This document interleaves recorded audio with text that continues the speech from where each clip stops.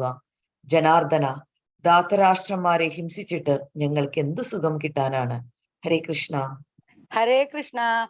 പാപമേവേ ശ്രയേദസ്മാൻ അത്വാനതാനതായിനാഃ തസ്മാന്നർഹ വയം ഹന്തും ധാർതരാഷ്ട്രാൻ സബാന്ധവാൻ സ്വജനം ഹി കഥം ഹത്വാ സുഖിന രാമമാധവ. ഹരേ കൃഷ്ണ. ഹരേ കൃഷ്ണ. അക്രമികളായ ഇവരെ കൊന്നാൽ ഞങ്ങൾക്ക് പാപമായിരിക്കും നേട്ടം. ധൃതരാഷ്ട്രപുത്രന്മാരെയും സുഹൃത്തുക്കളെയും ഹിംസിക്കുക എന്നത് നമ്മൾക്ക് ഉചിതമല്ല.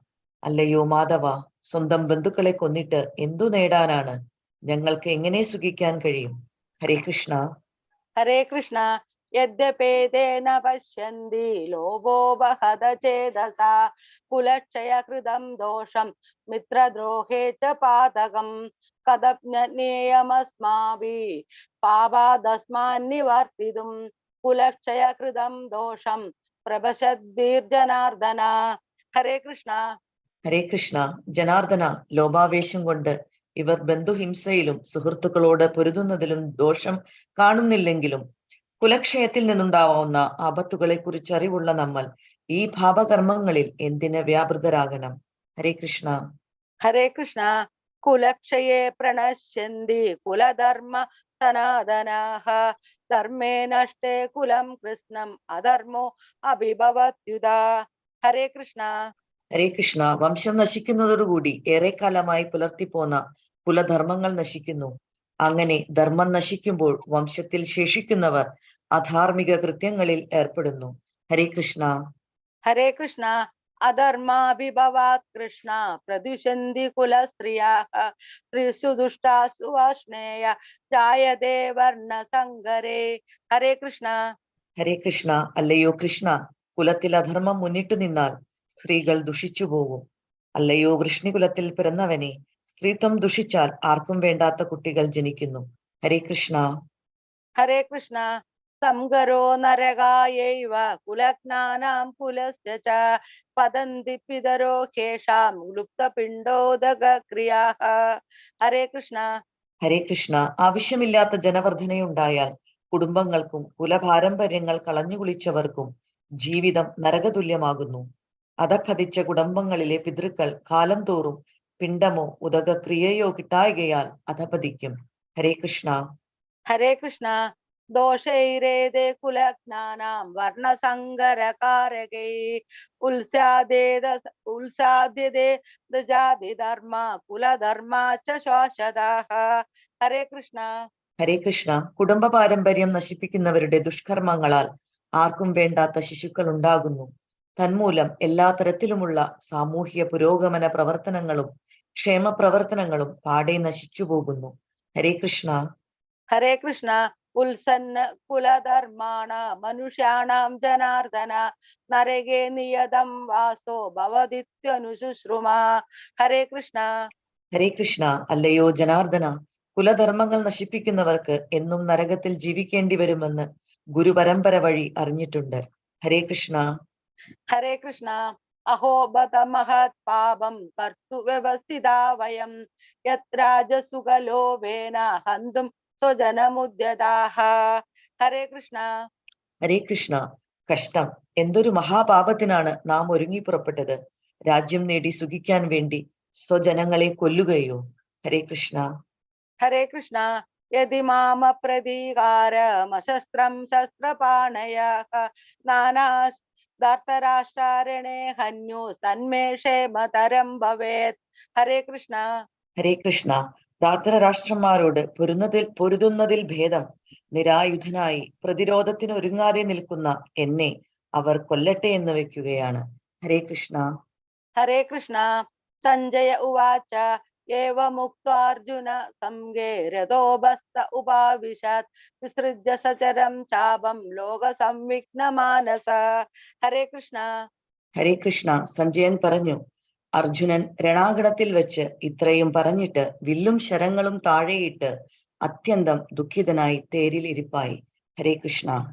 ഹരേ കൃഷ്ണ. ഓം തത്സത് ഇതി ശ്രീമദ് ഭഗവത് ഗീതാസു ഉപനിഷത്സു ബ്രഹ്മവിദ്യായ യോഗശാസ്ത്രേ ശ്രീകൃഷ്ണാർജുന സംവാദേ അർജുന വിഷാദ യോഗോ നാമ പ്രഥമോധ്യായഃ. ഹരേ കൃഷ്ണ. കുരുക്ഷേത്ര യുദ്ധത്തിലെ സൈന്യ നിരീക്ഷണം എന്ന ശ്രീമദ് ഭഗവത് ഗീതയുടെ 1-ാം അധ്യായത്തിന്റെ ഭക്തി വേദാന്ത വ്യാഖ്യാനം ഇപ്രകാരം സമാപിക്കുന്നു. ഹരേ കൃഷ്ണ ഹരേ കൃഷ്ണ ഹരേ കൃഷ്ണ കൃഷ്ണ കൃഷ്ണ കൃഷ്ണ ഹരേ ഹരേ ഹരേ ഹരേ ഹരേ രാമ ഹരേ രാമ ഹരേ രാമ രാമ രാമ രാമ ഹരേ രാമ ഹരേ ഹരേ ഹരേ. ഹരേ കൃഷ്ണ സർവം ഹരേ കൃഷ്ണ കൃഷ്ണാർപ്പണം. ഹരേ കൃഷ്ണ മാതാജി. സർവം കൃഷ്ണാർപ്പണം. ഹരേ കൃഷ്ണ ഹരേ കൃഷ്ണ. ഹരേ കൃഷ്ണ മാതാജി.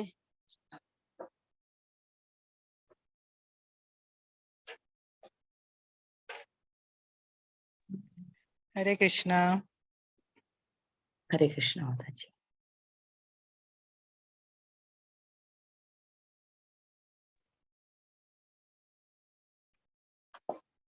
കീർത്തനം ചൊല്ലാനുള്ള സമയമുണ്ടല്ലോ അല്ലേ മാതാജി? രേണു മാതാജി. ഹരേ കൃഷ്ണ. ഉണ്ട് മാതാജി. ഹരേ കൃഷ്ണ. ചൊല്ലിക്കോളാം മാതാജി. ചൊല്ലിക്കോളൂ വിജയ എന്നാണ് മാതാജി. ചൊല്ലിക്കോളൂ കേട്ടോ. ഹരേ കൃഷ്ണ.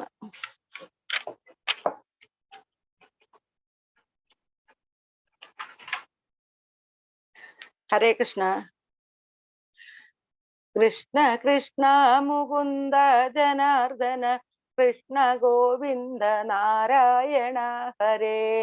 അച്യുതാനന്ദ ഗോവിന്ദ മാധവ സച്ചിദാനന്ദ നാരായണ ഹരേ.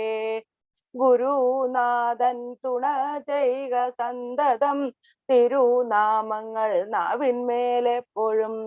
പിരിയാതെ ഇരിക്കണം നമ്മുടെ നരജന്മം സഫലമാക്കിടുവാൻ. ഇന്നലെയോളം എന്തെന്നറിഞ്ഞില്ല, ഇനി നാളെയും എന്തെന്നറിഞ്ഞില്ല. ഇന്നീ കണ്ട തടിക്കു വിനാശവും ഇന്ന നേരമെന്നേതും അറിഞ്ഞില്ല. കണ്ടങ്ങിരിക്കും ജനങ്ങളെ കണ്ടില്ലെന്നു വരുത്തുന്നതും ഭവാൻ. 2-4 ദിനം കൊണ്ടൊരുത്തനെ കണ്ടിലേറ്റി നടത്തുന്നതും ഭവാൻ. മാളിക മുകളേറിയ മന്നന്റെ തോളിൽ മാറാപ്പു കയറ്റുന്നതും ഭവാൻ. കണ്ടാലൊട്ടറിയുന്നു ചിലരിതു, കണ്ടാലും തിരിയാ ചിലർക്കേതുമേ. കൃഷ്ണ കൃഷ്ണ മുകുന്ദ ജനാർദ്ദന കൃഷ്ണ ഗോവിന്ദ നാരായണ ഹരേ. കണ്ടതൊന്നും സത്യമല്ലെന്നതു മുമ്പേ കണ്ടിട്ടറിയുന്നിതു ചിലർ. മനുജാതിയിൽ തന്നെ പലവിധം മനസ്സിനു വിശേഷമുണ്ടോർക്കണം. പലർക്കും അറിയണമെന്നിട്ടല്ലോ പല ജാതി പറയുന്നു ശാസ്ത്രങ്ങൾ. കർമ്മത്തിനധികാരി ജനങ്ങൾക്കു കർമ്മശാസ്ത്രങ്ങളുണ്ടു പലവിധം. സംഖ്യശാസ്ത്രങ്ങൾ യോഗങ്ങൾ എന്നിവ സംഖ്യയില്ലിതു നിൽക്കട്ടെ സർവവും. ചുഴന്നിടുന്ന സംസാര ചക്രത്തിലുഴന്നിടും നമുക്കറിഞ്ഞിടുവാൻ. അറിവുള്ള മഹത്തുക്കളുണ്ടൊരു പരമാർത്ഥമരുൾ ചെയ്തിരിക്കുന്നു. എളുതായിട്ടു മുക്തി ലഭിപ്പാനായി ചെവി തന്നു കേൾപ്പിനെല്ലാവരും. നമ്മയൊക്കെയും ബന്ധിച്ച സാധനം കർമ്മമെന്നറിയേണ്ടതു മുമ്പിനാൽ. മുന്നമീ കണ്ട വിശേഷമശേഷവും ഒന്നായുള്ളൊരു ജ്യോതി സ്വരൂപമായി. ഒന്നു ചെന്നങ്ങു തന്നോടു പറ്റാതെ ഒന്നിനും ചെന്നു താനും വലയാതെ. ഒന്നൊന്നായി നിനക്കും ജനങ്ങൾക്കും ഒന്നുകൊണ്ടറിവാകുന്ന വസ്തുവായി. ഒന്നിലും അറിയാത്ത ജനങ്ങൾക്കു ഒന്നുകൊണ്ടും തിരിയാത്ത വസ്തുവായി. ഒന്നുപോലെ ഒന്നില്ലാതെയുള്ളതിൽ ഒന്നൊന്നേയുള്ളൊരു ജീവസ്വരൂപമായി. ഒന്നിലും ഒരു ബന്ധമില്ലാതെയായി നിന്നവൻ തന്നെ വിശ്വം ചമച്ചുപോൽ. മൂന്നുമെന്നീലടങ്ങുന്നു പിന്നെയും ഒന്നുമില്ല പോൽ വിശ്വമെന്നേരത്ത്. ഒന്നുകൊണ്ടു ചമച്ചൊരു വിശ്വത്തിൽ മൂന്നായിട്ടുള്ള കർമ്മങ്ങളൊക്കെയും. പുണ്യകർമ്മങ്ങൾ പാപകർമ്മങ്ങളും പുണ്യപാപങ്ങൾ മിശ്രമാം കർമ്മവും. 3 ജാതി നിരൂപിച്ചു കാണുമ്പോൾ മൂന്നുകൊണ്ടും തളയ്ക്കുന്നു ജീവനെ. പൊന്നിൻ ചങ്ങല പൊന്നിപ്പറഞ്ഞതീ ൊന്നിരുമ്പു കൊണ്ടെന്നത്രേ വേദങ്ങൾ. രണ്ടു നാലുമെടുത്തു പണി ചെയ്ത ചങ്ങലയല്ലോ മിശ്രമാം കർമ്മവും. ബ്രഹ്മവാദിയായി ചെറുമ്പോഴും കർമ്മബന്ധന്മാരെ എന്നതറിഞ്ഞാലും. ഹരേ കൃഷ്ണ കൃഷ്ണ കൃഷ്ണ കൃഷ്ണ ഹരേ ഹരേ, ഹരേ രാമ രാമ രാമ ഹരേ ഹരേ. ഹരേ കൃഷ്ണ മാതാജി മതി. ഇത് കുറെ ഹരേ കൃഷ്ണ. ഇതാ എടുത്തപ്പോ ഇതാ കിട്ടിയപ്പോ അതാ. ഹരേ കൃഷ്ണ. ഹരേ കൃഷ്ണ. ഹരേ കൃഷ്ണ മാതാജി. ഹരേ കൃഷ്ണ. സീതാമാതാജി ചെറിയൊരു കീർത്തനം ചൊല്ലണോ? സീതാമാതാജി ഹരേ കൃഷ്ണ. ചൊല്ലാം മാതാജി. ചൊല്ലി. ഒരു മിനിറ്റ് കഥ ചൊല്ലാം. ഹരേ കൃഷ്ണ.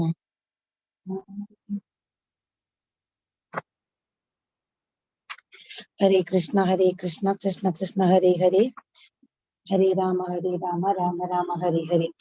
ഗോവിന്ദ രാമ രാമ ഗോപാല കൃഷ്ണ നിന്മേ കാണുമാരരുളേണം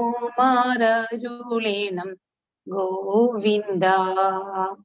അമ്പാടി തന്നിൽ മേവും നായക നിന്മേ അൻപിനാൽ കാണാകേണം ഗോവിന്ദ. ആവോളം കൂപ്പുന്നി ഞാൻ ദേവകി ദേവി പെറ്റ ദേവേശ ദേവദേവ ഗോവിന്ദ. ഗോവിന്ദ രാമ രാമ ഗോപാല കൃഷ്ണ നിന്മൈ കാണുമാരരുളേണം ഗോവിന്ദ. ഇനിക്കിനി തൊൽച്ചരണങ്ങളല്ല ദച്യുത മറ്റില്ലേതും ഗോവിന്ദ. ഈരേഴു ലോകമെല്ലാം ഈരടിയായളന്ന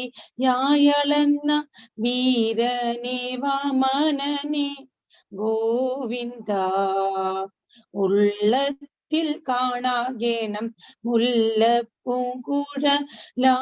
ഉള്ളരിക്കുന്ന നിന്മേ ഗോവിന്ദ. ഊതും വായ്ക്കുഴലുമായി മെയ്യിൽ പീതാംബരവും ചേതത്തിൽ കാണാകേണം ഗോവിന്ദ.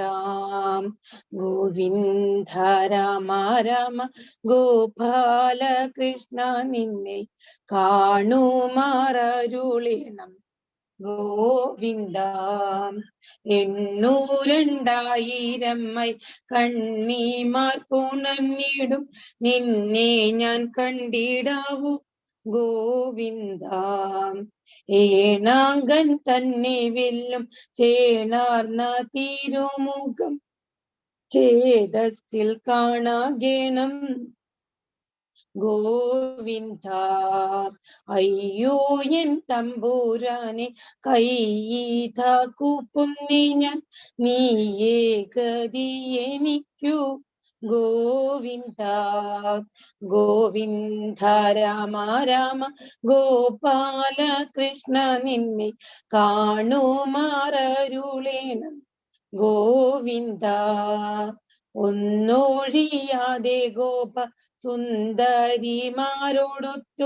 ഒന്നിച്ചു ലീല പൂണ്ട ഗോവിന്ദ. ഓരോരോ ലീല പൂണ്ടു കാരുണ്യാംബൂതി കൃഷ്ണൻ പാരീടം പാലിച്ചിടും ഗോവിന്ദ. ഔവനമാല പൂണ്ടിട്ട വനങ്ങളിലെങ്ങും മേഘിതിർമുകിൽ വർണ്ണ ഗോവിന്ദ. ഗോവിന്ദ രാമ രാമ ഗോപാല കൃഷ്ണ നിന്മേ കാണുമാരരുളേണം ഗോവിന്ദ. കാലം തിരുമേനി കേശാദിപാദത്തോളം ഉൾക്കാമ്പിൽ കണ്ടിടാവൂ ഗോവിന്ദ. ചൂത നിൻ ചരിത്രം അത്ഭുതം ദിനം തോറും ഉച്ചരിക്കയായി വരേണം ഗോവിന്ദ. ഗോവിന്ദ രാമ രാമ ഗോപാല കൃഷ്ണ നിന്നെ കാണും അരുളേണം ഗോവിന്ദ. ഗോവിന്ദ രാമ രാമ ഗോപാല കൃഷ്ണ നിന്നെ കാണുമാറരുളേണം ഗോവിന്ദ. ഹരേ കൃഷ്ണ കൃഷ്ണ കൃഷ്ണ ഹരേ ഹരേ, ഹരേ രാമ രാമ രാമ ഹരേ ഹരേ. ഹരേ കൃഷ്ണ മാതാജി. ഹരേ കൃഷ്ണ ധന്യമാതാജി. ഹരേ Krishna. Hare Krishna. Hare Krishna. Thank you, everybody. Hare Krishna, Mataji. Hare Krishna. Okay, start again. Hare Krishna Mataji. Hare Krishna Mataji. Hare Krishna. Hare Krishna. Hare Krishna Mataji. Hare Krishna Mataji. Hare Krishna Mataji. Hare Krishna.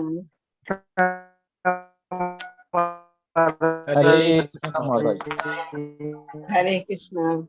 Have your hand raised ആയിട്ടുണ്ടല്ലോ. എന്തെങ്കിലും doubt ആണോ? Hare Krishna Mataji. Hare Krishna. Hare Krishna Mataji. Hare Krishna Mataji. Hare Krishna. Hare Krishna. Hare Krishna. Hare Krishna. Hare Krishna. Hare Krishna. Okay, Hare start Krishna again. Mataji. Hare Krishna. Start Mataji. Hare Krishna. Okay. Om Ajnanatimirandasya Jnananjanashalakaya Chakshuranmilitam Yena Tasmai Shri Gurave Namaha.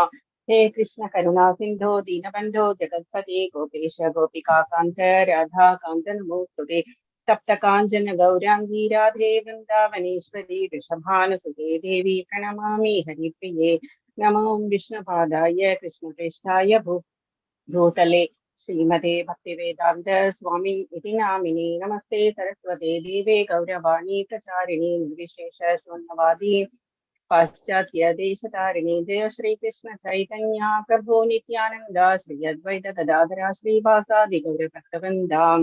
Hare Krishna Krishna Krishna Hare Hare, Hare Rama Rama Rama Hare Hare. Hare Krishna Krishna Krishna Hare Hare, Hare Rama Rama Rama Hare Hare. Hare Krishna Krishna Krishna Hare Hare, Hare Rama Rama Rama Hare Hare. Hare Krishna Krishna Krishna Hare Hare, Hare Rama Rama Rama Hare Hare. Hare Krishna Krishna Krishna Hare Hare, Hare Rama Rama Rama Hare Hare. Hare Krishna Krishna Krishna Hare Hare, Hare Rama Rama Rama Hare Hare. Nama Om Vishnu Padaya Krishna Prishaya Bhutale Srimate Bhakti Vedanta Swami Niti Namine. Namaste Saraswati Devi Gauravani Pracharini Nirvishesha Shunyavadi Paschatya Deshatarine.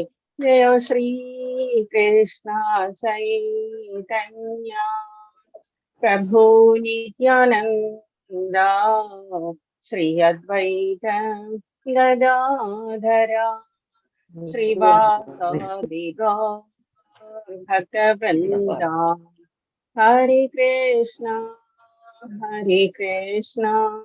Krishna Krishna Hare Hare, Hare Rama Rama Rama Hare Hare. Hare Krishna Krishna Krishna Hare Hare, Hare Rama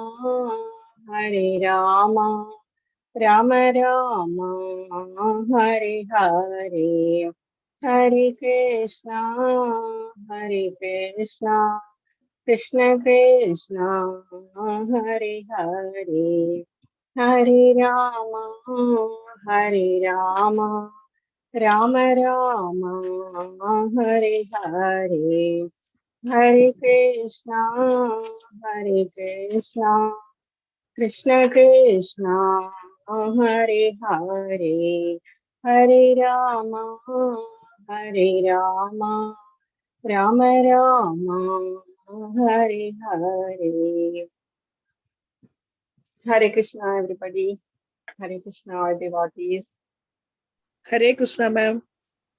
Hare Krishna. Krishna ma'am. Hare Krishna. Mataji Navariya. Hare Krishna. Hare Krishna Mataji. Hare Krishna. Hare Krishna Mataji. Hare Krishna. Okay. Sri Sri Radhe Govinda Temple, Mangalore start ചെയ്യുന്ന 18 ദിവസത്തെ ഭഗവത്ഗീത ക്ലാസ്സിലേക്ക് എല്ലാവർക്കും സ്വാഗതം. ഹരേ Krishna. Hare Krishna. 18 days class ആണ്. 18 days class എന്ന് പറഞ്ഞാൽ തന്നെ നമുക്കറിയാം ഓരോ ദിവസം ഓരോ ചാപ്റ്റർ ആണ്.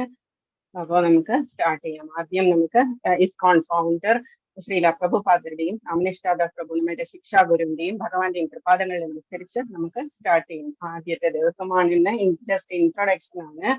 അർജുന വിഷാദ യോഗം എന്ന് പറയുന്ന ലെസൺ ആണ് നമ്മൾ ഇന്ന് പഠിക്കാൻ പോകുന്നത്. 18 ദിവസം കൊണ്ട് നമ്മള് ഭഗവാന്റെ ആരാധനയാണ്, ബുദ്ധി കൊണ്ടുള്ള ആരാധനയാണ് ഭഗവത്ഗീത പഠനം എന്ന് പറയുന്നത്. നമ്മൾക്ക് സ്റ്റാർട്ട് ചെയ്യണം. ഓക്കെ, ഇതാണ് ഇസ്കോൺ സ്ഥാപകാചാര്യൻ. ജസ്റ്റ് ഒരു ഇൻട്രൊഡക്ഷൻ ആണ്. AC ഭക്തിവേദാന്ത സ്വാമി പ്രഭുപാദർ എന്ന് പറയുന്നത്. എന്തുകൊണ്ട് ഫൗണ്ടറാചാര്യയുടെ പറ്റി പറയുന്നത് എന്ന് വെച്ചാൽ, നമ്മൾ ജസ്റ്റ് ഇസ്കോണിന്റെ കീഴിലാണ് നമ്മളിപ്പോ ഈ ക്ലാസ് സ്റ്റാർട്ട് ചെയ്യുന്നത്. നമ്മളുടെ ഇസ്കോൺ ഫൗണ്ടർ ആചാര്യനാണ് ആര്? AC ഭക്തിവേദാന്ത സ്വാമി പ്രഭുപാദർ എന്ന് പറയുന്നത്. ഓക്കെ, പ്രഭുപാദരുടെ ജീവചരിത്രമാണ്. ജസ്റ്റ് ഒരു ഫാസ്റ്റ് ഒരു ഇൻട്രൊഡക്ഷൻ കൊടുത്തിട്ട് നമ്മൾക്ക് ക്ലാസ്സിലേക്ക് കയറാം. പ്രഭുപാദരിൽ വളരെ ചെറുപ്രായത്തിൽ തന്നെ വളരെ റിച്ച് ആയിട്ടുള്ള ഒരു ഫാമിലിയിലാണ് ജനിച്ചത്. കൽക്കട്ടയിലാണ്. 1896 ജനിച്ചത്. അവിടെ വെച്ചിട്ട് പ്രഭുപാദർ ഇങ്ങനെ രഥയാത്രയൊക്കെയാണ് നടത്തിക്കൊണ്ടിരുന്നത്. ബർത്ത്ഡേസ് ഒക്കെ വരുമ്പോഴേക്കും നമ്മളൊക്കെ പാർട്ടീസ് ഒക്കെ ചെയ്യുന്നത് പോലെ തന്നെ പ്രഭുപാദർ എന്താ ചെയ്തിരുന്നത്? ചെറിയ സുഭദ്രയെയും കൃഷ്ണനെയും ബലരാമനെയും ഒക്കെ ഇരുത്തി രഥയാത്രയാണ് ചെയ്തിരുന്നത്. ഫ്രണ്ട്സിനെ എല്ലാം കൂട്ടിയിട്ട് പ്രസാദ വിതരണവും കീർത്തനമൊക്കെയാണ്. വളരെ ചെറുപ്രായത്തിൽ തന്നെ ഭക്തിയിലായിരുന്നു മനസ്സ് മുഴുവനും. എന്നിട്ട് അങ്ങനെ അമേരിക്കയിൽ പോയി. അതിനുശേഷം ആകെ 40 രൂപയെ കയ്യിലുണ്ടായിരുന്നുള്ളൂ. ജലദൂത എന്ന് പറഞ്ഞ ഷിപ്പിൽ കയറിയിട്ട്, ഗുഡ്സ് കൊണ്ടുപോകുന്ന ഷിപ്പായിരുന്നു. അതിൽ കയറിയിട്ടാണ് അമേരിക്കയിലേക്ക് പോയത്. എന്തുകൊണ്ടാണ്? ഗുരുവിന്റെ അനുഗ്രഹം ഉണ്ടായിരുന്നു, ഇതുണ്ടായിരുന്നു, റിക്വസ്റ്റ് ഉണ്ടായിരുന്നു. എല്ലായിടത്തും ഓൾ വേൾഡ് ഇസ്കോൺ സ്ഥാപിച്ച് ഹരികൃഷ്ണ മഹാമന്ത്രം എല്ലായിടത്തും പ്രചരിപ്പിക്കുക എന്നുള്ളതിന് വേണ്ടിയിട്ടായിരുന്നു പ്രഭുപാദര് അമേരിക്കയിലേക്ക് പോയത്. നമ്മളുടെ ഈ ഇസ്കോൺ എന്ന് പറയുന്നത് സ്ഥാപിച്ചത് തന്നെ ന്യൂയോർക്കിലാണ്. ജസ്റ്റ് 1 second, എന്നെ ഫോൺ ഹാങ് ആയി. 1 second.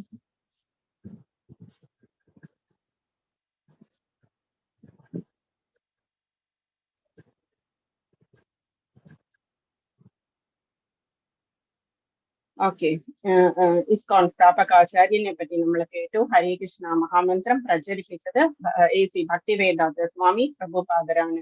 ധാരാളം ബുക്സ് എഴുതിയിട്ടുണ്ട്. അതിലുള്ള ഒരു ബുക്കാണ് നമ്മൾ ഇപ്പൊ എടുത്തിരിക്കുന്നത് പഠിക്കാൻ, ഭഗവത്ഗീത ആസ് ഇറ്റ് ഈസ് എന്ന് പറയുന്നത്, യഥാരൂപം എന്ന് പറയുന്നത്. എന്തുകൊണ്ടാണ് ആസ് ഇറ്റ് ഈസ് എന്ന് പറയുന്നത്? കൃഷ്ണൻ എന്താണോ ഭഗവത്ഗീതയായിട്ട് അർജുനന് പറഞ്ഞു കൊടുത്തത്, അതിൽ നിന്ന് യാതൊന്നും ചോർന്നു പോകാതെ, യാതൊന്നും വേറെ ആഡ് ചെയ്യാതെ പ്രഭുപാദർ അത് മാത്രമായിട്ടാണ് എഴുതിയിരിക്കുന്നത്. അതുകൊണ്ടാണ് അതിന് ആസ് ഇറ്റ് ഈസ് എന്നുള്ള പേര് തന്നിരിക്കുന്നത്. പ്രഭുപാദരുടെ സമാധിയാണ്. നമ്മൾക്ക് പ്രാർത്ഥിച്ചിട്ട് മുൻപോട്ട് പോകാം. എന്താണ് ഭഗവത്ഗീത പഠിക്കാൻ നമ്മൾക്ക് വേണ്ട യോഗ്യതകൾ എന്താണ്? ഇതില് ഭഗവാൻ തന്നെ പറയുന്നു. സെക്കൻഡ് ലെസണിൽ പറയുന്നുണ്ട്, അർജുനൻ ഭക്തനും ശിഷ്യനും ഉറ്റമിത്രവും ആയതുകൊണ്ടാണ് ഭഗവത്ഗീത അദ്ദേഹത്തിന് ഉപദേശിക്കപ്പെട്ടത്. അപ്പൊ നമ്മൾക്ക് എന്തൊക്കെയാണ് യോഗ്യതകൾ വേണ്ടത്? നമ്മള് ഭക്തരാവണം, ശിഷ്യനാകണം, നമ്മള് കൃഷ്ണന്റെ ശിഷ്യനാകണം. ഉറ്റമിത്രമാകണം. ഭഗവാൻ തന്നെ പറയുന്നുണ്ട്, ഞാനാണ് എല്ലാവരുടെയും ഉത്തമ സുഹൃത്ത് എന്ന് പറയുന്നുണ്ട്. സുഹൃതം സർവഭൂതാനാം ജ്ഞാത്വാമാം ശാന്തി മൃച്ഛതി. ഫിഫ്ത്ത് ലെസണിൽ ഭഗവാൻ പറയുന്നുണ്ട്, ഞാനാണ് എല്ലാവരുടെയും സുഹൃത്ത് എന്ന് പറയുന്നുണ്ട്. അദ്ദേഹത്തിന് ഉപദേശിക്കപ്പെട്ടത് ഇതുകൊണ്ടാണ്. അതുകൊണ്ട് അർജുനന് സമാനമായ ഗുണങ്ങളുള്ള ഒരാൾക്കാണ് ഭഗവത്ഗീത നന്നായി ഗ്രഹിക്കാൻ കഴിയുക. അതിന് വേണ്ടിയിട്ടാണ് നമ്മൾ ഭക്തരാകാൻ വേണ്ടിയിട്ട് തന്നെയാണ് ഹരേ കൃഷ്ണ മഹാമന്ത്രം ചൊല്ലിക്കൊണ്ട് തന്നെ നമ്മൾ ക്ലാസ് തുടങ്ങുന്നത്. എല്ലാവരും ജസ്റ്റ് നമ്മള് ഭഗവത്ഗീത പഠിക്കാൻ വേണ്ടി ആദ്യം തന്നെ സ്റ്റാർട്ട് ചെയ്യുമ്പോൾ എന്താ ചെയ്യേണ്ടത്? നമ്മൾ ഹരികൃഷ്ണ മഹാമന്ത്രം പഠിച്ചിട്ട് ഹരികൃഷ്ണ മഹാമന്ത്രം ചൊല്ലാൻ തുടങ്ങുക. അറ്റ്ലീസ്റ്റ് 108 പ്രാവശ്യമെങ്കിലും ചൊല്ലാൻ ശ്രമിക്കുക. മാലയിലോ കയ്യിലോ എങ്ങനെയാണെങ്കിലും 108 പ്രാവശ്യമെങ്കിലും ചൊല്ലാൻ ശ്രമിക്കുക. എന്നാൽ മാത്രമേ നമ്മൾക്കത് മനസ്സിലാകുള്ളൂ. മനസ്സിലാകാനുള്ള ബുദ്ധി ഭഗവാൻ തരുള്ളൂ. ഭഗവാൻ തന്നെ പറയുന്നുണ്ട് 10ാമത്തെ ലെസണിലെ തേഷാം സതതീക്താനാം ഭജതാം പ്രീതിപൂർവകം. ആരാണോ എന്നെ പറ്റി ഭക്തിയോടുകൂടി പ്രീതിപൂർവം എന്നെ കുറിച്ച് ഭജിക്കുന്നത് അവർക്ക് വേണ്ട ബുദ്ധി ദദാമി ബുദ്ധിയോഗം തമ്യനമാമുപയാന്തിതെ. എന്റെ അടുത്തേക്ക് തിരിച്ചു വരാനുള്ള ബുദ്ധിയാണ് ഞാൻ നൽകുന്നത്, ബുദ്ധിയോഗമാണ് ഞാൻ നൽകുന്നത് എന്ന് ഭഗവാൻ പറയുന്നു. അതുകൊണ്ട് തന്നെ ഇത് നമ്മള് സില്ലി ആയിട്ട് എടുക്കുന്നത് ഫിസിക്സ് കെമിസ്ട്രി പഠിക്കുന്നത് പോലെയല്ല. നമ്മള് ഭക്തിയോടെ അല്ലെങ്കിൽ നമ്മള് ഭഗവാനോടുള്ള ആ ഒരു പ്രീതിപൂർവം വേണം നമ്മള് ക്ലാസ്സിലിരിക്കാൻ. ഇത് ശ്രീ രാധഗോവിന്ദ ടെമ്പിൾ മംഗളൂരുവിലുള്ള ഡീറ്റെയിൽസ് ആണ്. നമുക്ക് തൊഴുതതിന് ശേഷം നമുക്ക് ക്ലാസ് സ്റ്റാർട്ട് ചെയ്യും. ഓക്കെ, ഇതാണ് അഡ്രസ്. നമ്മുടെ Radhagovinda temple, coconut garden road, tollgate Kadri, Mangaluru എന്ന് പറയുന്ന സ്ഥലത്താണ് ടെമ്പിൾ ഉള്ളത്. ഓക്കെ, ഇത് ആദ്യം കാണുന്നത് പ്രഭുപാദരാണ്. രണ്ടാമത് കാണുന്നത് നമ്മുടെ ദീക്ഷാഗുരു ജയപതാക സ്വാമികളാണ്. മൂന്നാമത്തേതാണ് നമ്മുടെ ശിക്ഷാഗുരു നാമനിഷ്ഠാദാസ് പ്രഭു. നമ്മുടെ ക്ലാസ്സുകളൊക്കെ സ്റ്റാർട്ട് ചെയ്തിരിക്കുന്നത് IIT കാൺപൂരിൽ നിന്ന് ബിടെക് എടുത്തതിന് ശേഷം ഇസ്കോണിലേക്ക് തിരിഞ്ഞ സ്വാമിജി നമ്മൾ എന്താ ചെയ്തത്? കൊറോണയൊക്കെ വന്ന സമയത്ത് എല്ലാവരും വീട്ടിലിരിക്കുകയാണ്, ഒന്നും ചെയ്യാനില്ലാത്തത് കൊണ്ട്. അതുകൊണ്ട് തന്നെ പ്രഭുജി ഇങ്ങനെ ഉള്ള ക്ലാസ്സുകളൊക്കെ നമ്മൾക്ക് സ്റ്റാർട്ട് ചെയ്തു. അതുകൊണ്ട് തന്നെ നമ്മൾക്ക് വീട്ടിലിരുന്ന് ഈ വക ക്ലാസ്സുകളൊക്കെ നമ്മൾക്ക് അറ്റൻഡ് ചെയ്യാം. 5th ലെവൽ വരെ ഉണ്ട്. ഫസ്റ്റ് ലെവലാണ് നമ്മളിപ്പോ ചെയ്തുകൊണ്ടിരിക്കുന്നത്. ഒരു ദിവസം ഒരു ലെസൺ എന്നുള്ളത് ഇൻട്രൊഡക്ഷൻ ആണ് നമ്മൾ ജസ്റ്റ് ചെയ്തു പോകുന്നത്. 18 days കൊണ്ട് 1 hour ക്ലാസ് ആണ്. ഇൻട്രൊഡക്ഷനെ നമ്മൾ ആവുള്ളൂ. മുഴുവനും പഠിക്കണമെന്നുണ്ടെങ്കിൽ detailed studies 2nd level 3rd level അങ്ങനെ ഡീറ്റെയിൽഡ് സ്റ്റഡീസ് ഉണ്ട്. എല്ലാ ലെവലിലും ക്വിസും എല്ലാം ഉണ്ട്. എല്ലാവരും ചെയ്യുക. എന്തുകൊണ്ടാണ് ഭഗവത്ഗീത യഥാരൂപം ആസ് ഇറ്റ് ഈസ് എന്ന് പറയുന്ന ബുക്ക് തന്നെ നമ്മൾ സെലക്ട് ചെയ്തിരിക്കുന്നത്? ഇത് ബ്രഹ്മ മധ്വ ഗൗഡീയ സമ്പ്രദായ പ്രകാരം ഉള്ളതാണ്. ഗുരു പരമ്പരയിലൂടെ വന്നിരിക്കുന്നത് മാത്രമേ നമ്മൾ പഠിക്കാൻ പാടുള്ളൂ. നമ്മളായിട്ട് ആദ്യം തന്നെ ഒരാൾ എഴുതിയുണ്ടാക്കിയ ബുക്സ് എന്ന് പറയുമ്പോൾ അതിന് മിസ്ഇന്റർപ്രിറ്റേഷൻ ഉണ്ടാവും, അതല്ലെങ്കിൽ സ്വന്തമായിട്ടുള്ള ബുദ്ധി ഉണ്ടാകും. അതേസമയം ഗുരു പരമ്പരയിലൂടെ വരുമ്പോൾ നമ്മൾക്ക് യാതൊന്നും ചോർന്നു പോകാതെ ചാർജറിൽ കുത്തിവെച്ചിരിക്കുന്ന ഫോണിലേക്ക് ചാർജ് വന്ന് ചേരുന്നത് പോലെ തന്നെയാണ് ഗുരു പരമ്പരയിലൂടെ നമ്മുടെ അടുത്തേക്ക് ഈ നോളജ് വരുന്നത്. നമ്മളുടെ 4 സമ്പ്രദായമാണ് നമ്മൾക്കുള്ളത്. അതില് നമ്മൾ ഏതിലാണ് ഫോളോ ചെയ്യുന്നത്? ബ്രഹ്മ മധ്വാചാര്യരുടെ ബ്രഹ്മാവ് കഴിഞ്ഞ് മധ്വാചാര്യരുടെ ഗൗഡീയ സമ്പ്രദായത്തിലൂടെയാണ് നമ്മൾ വരുന്നത്. പ്രഭുപാദർ 32ാമത്തെ ഗുരുവാണ് നമ്മളുടെ മധ്വ ഗൗഡീയ പരമ്പരയിലുള്ളത്. ബ്രഹ്മാവിൽ നിന്ന് സ്റ്റാർട്ട് ചെയ്തിരിക്കുന്ന പരമ്പരയാണ്. ഓക്കെ, ഡൗട്ട്സ് എന്തെങ്കിലുമൊക്കെ ചോദിക്കാം. ഭഗവത്ഗീത ഗീതോപദേശകന്റെ ആജ്ഞാനുസരണം സ്വീകരിക്കപ്പെടേണ്ടതാണ്. ഭഗവാൻ കൃഷ്ണൻ എന്താണോ ഉദ്ദേശിച്ചിരിക്കുന്നത് അത് നമ്മൾക്ക് മനസ്സിലാകണമെന്നുണ്ടെങ്കിൽ നമ്മൾ എന്താ ചെയ്യുന്നത്? നമ്മൾക്ക് മെഡിസിൻ ഒക്കെ കഴിക്കണം എന്നുണ്ടെങ്കിൽ നമ്മൾ സ്വന്തമായിട്ട് കഴിക്കുകയല്ല ചെയ്യുന്നത്. ഡോക്ടറൊക്കെ പറഞ്ഞു തരുന്ന പ്രിസ്ക്രിപ്ഷൻ അനുസരിച്ചിട്ടായിരിക്കും നമ്മളത് കഴിക്കുക. ആ ഡോസിൽ കഴിച്ചാൽ മാത്രമേ നമുക്ക് നമ്മുടെ അസുഖം മാറുള്ളൂ. അതുപോലെ തന്നെയാണ് ഗീതോപദേശകന്റെ ആജ്ഞാനുസരണം, കൃഷ്ണന്റെ ആജ്ഞാനുസരണമാണ് നമ്മൾ ഭഗവത്ഗീത പഠിക്കേണ്ടത്. നമ്മൾക്ക് അതിനുള്ള അർഹത നമ്മൾ എന്താ ചെയ്യുന്നത്? നമ്മള് ഹരേ കൃഷ്ണ മഹാമന്ത്രം ചൊല്ലിയിട്ട് നമ്മൾ അതിനു വേണ്ടിയിട്ടുള്ള അർഹത ഉണ്ടാക്കിയെടുക്കുക. ഭഗവത്ഗീത മായാവാദ പന്ഥാവിലൂടെ ഭഗവത്ഗീത പഠിക്കാൻ ശ്രമിക്കുന്നവർ എന്ന് വെച്ചാൽ ധാരാളം ബുക്സ് ഉണ്ടാവും, ധാരാളം വ്യാഖ്യാനങ്ങൾ ഉണ്ടാവും. എല്ലാം എടുത്തു കഴിയുമ്പോൾ നമ്മൾക്ക് എന്താ സംഭവിക്കുക? നമ്മൾക്ക് ഡൗട്ട്സ് ഉണ്ടാവും, ഡൗട്ട്സ് ക്ലിയർ ആകാതെ വരും. നമ്മൾക്ക് ആ ഡൗട്ട്സ് ക്ലിയർ ആകാതെ വന്നു കഴിഞ്ഞാൽ എന്താണ് നമ്മളുടെ ഗോൾ എന്ന് പറയുന്നത്? ഭഗവാനിലേക്ക് തിരിച്ചു പോവുക എന്നുള്ളതാണ് നമ്മളുടെ ഗോൾ എന്ന് പറയുന്നത്. ഭഗവാനിലേക്ക് തിരിച്ചു പോകാൻ നമ്മൾക്ക് താമസം വരും. അതുകൊണ്ട് തന്നെയാണ് നമ്മൾ മറ്റുള്ള വ്യാഖ്യാനങ്ങളൊന്നും വായിക്കരുത്. ഒറ്റയ്ക്കൊക്കെ എഴുതിയിരിക്കുന്ന വ്യാഖ്യാനങ്ങളൊക്കെ നമ്മൾ വായിക്കരുത് എന്ന് പറയുന്നത്. നമ്മളുടെ അൾട്ടിമേറ്റ് ഗോൾ എന്ന് പറയുന്നത് കൃഷ്ണന്റെ തൃപ്പാദങ്ങളാണ്, ഗോലോകധാമമാണ്. കൃഷ്ണനും രാധാറാണിയും വിരാജിക്കുന്ന ഗോലോകധാമം എന്ന് പറയുന്നത്. അവിടേക്ക് പോകാൻ വേണ്ടിയിട്ടാണ് നമ്മൾ ഓരോ ജീവിയും പരിശ്രമിക്കേണ്ടത്. ഓരോ സോളിന്റെയും അൾട്ടിമേറ്റ് ഗോളാണ് അത്. അതിനു വേണ്ടിയിട്ട് നമ്മൾക്ക് താമസം വരും. അതുകൊണ്ടാണ് നമ്മൾ മറ്റുള്ള വ്യാഖ്യാനങ്ങളൊക്കെ നമ്മൾ എടുക്കരുത് എന്ന് പറയുന്നത്.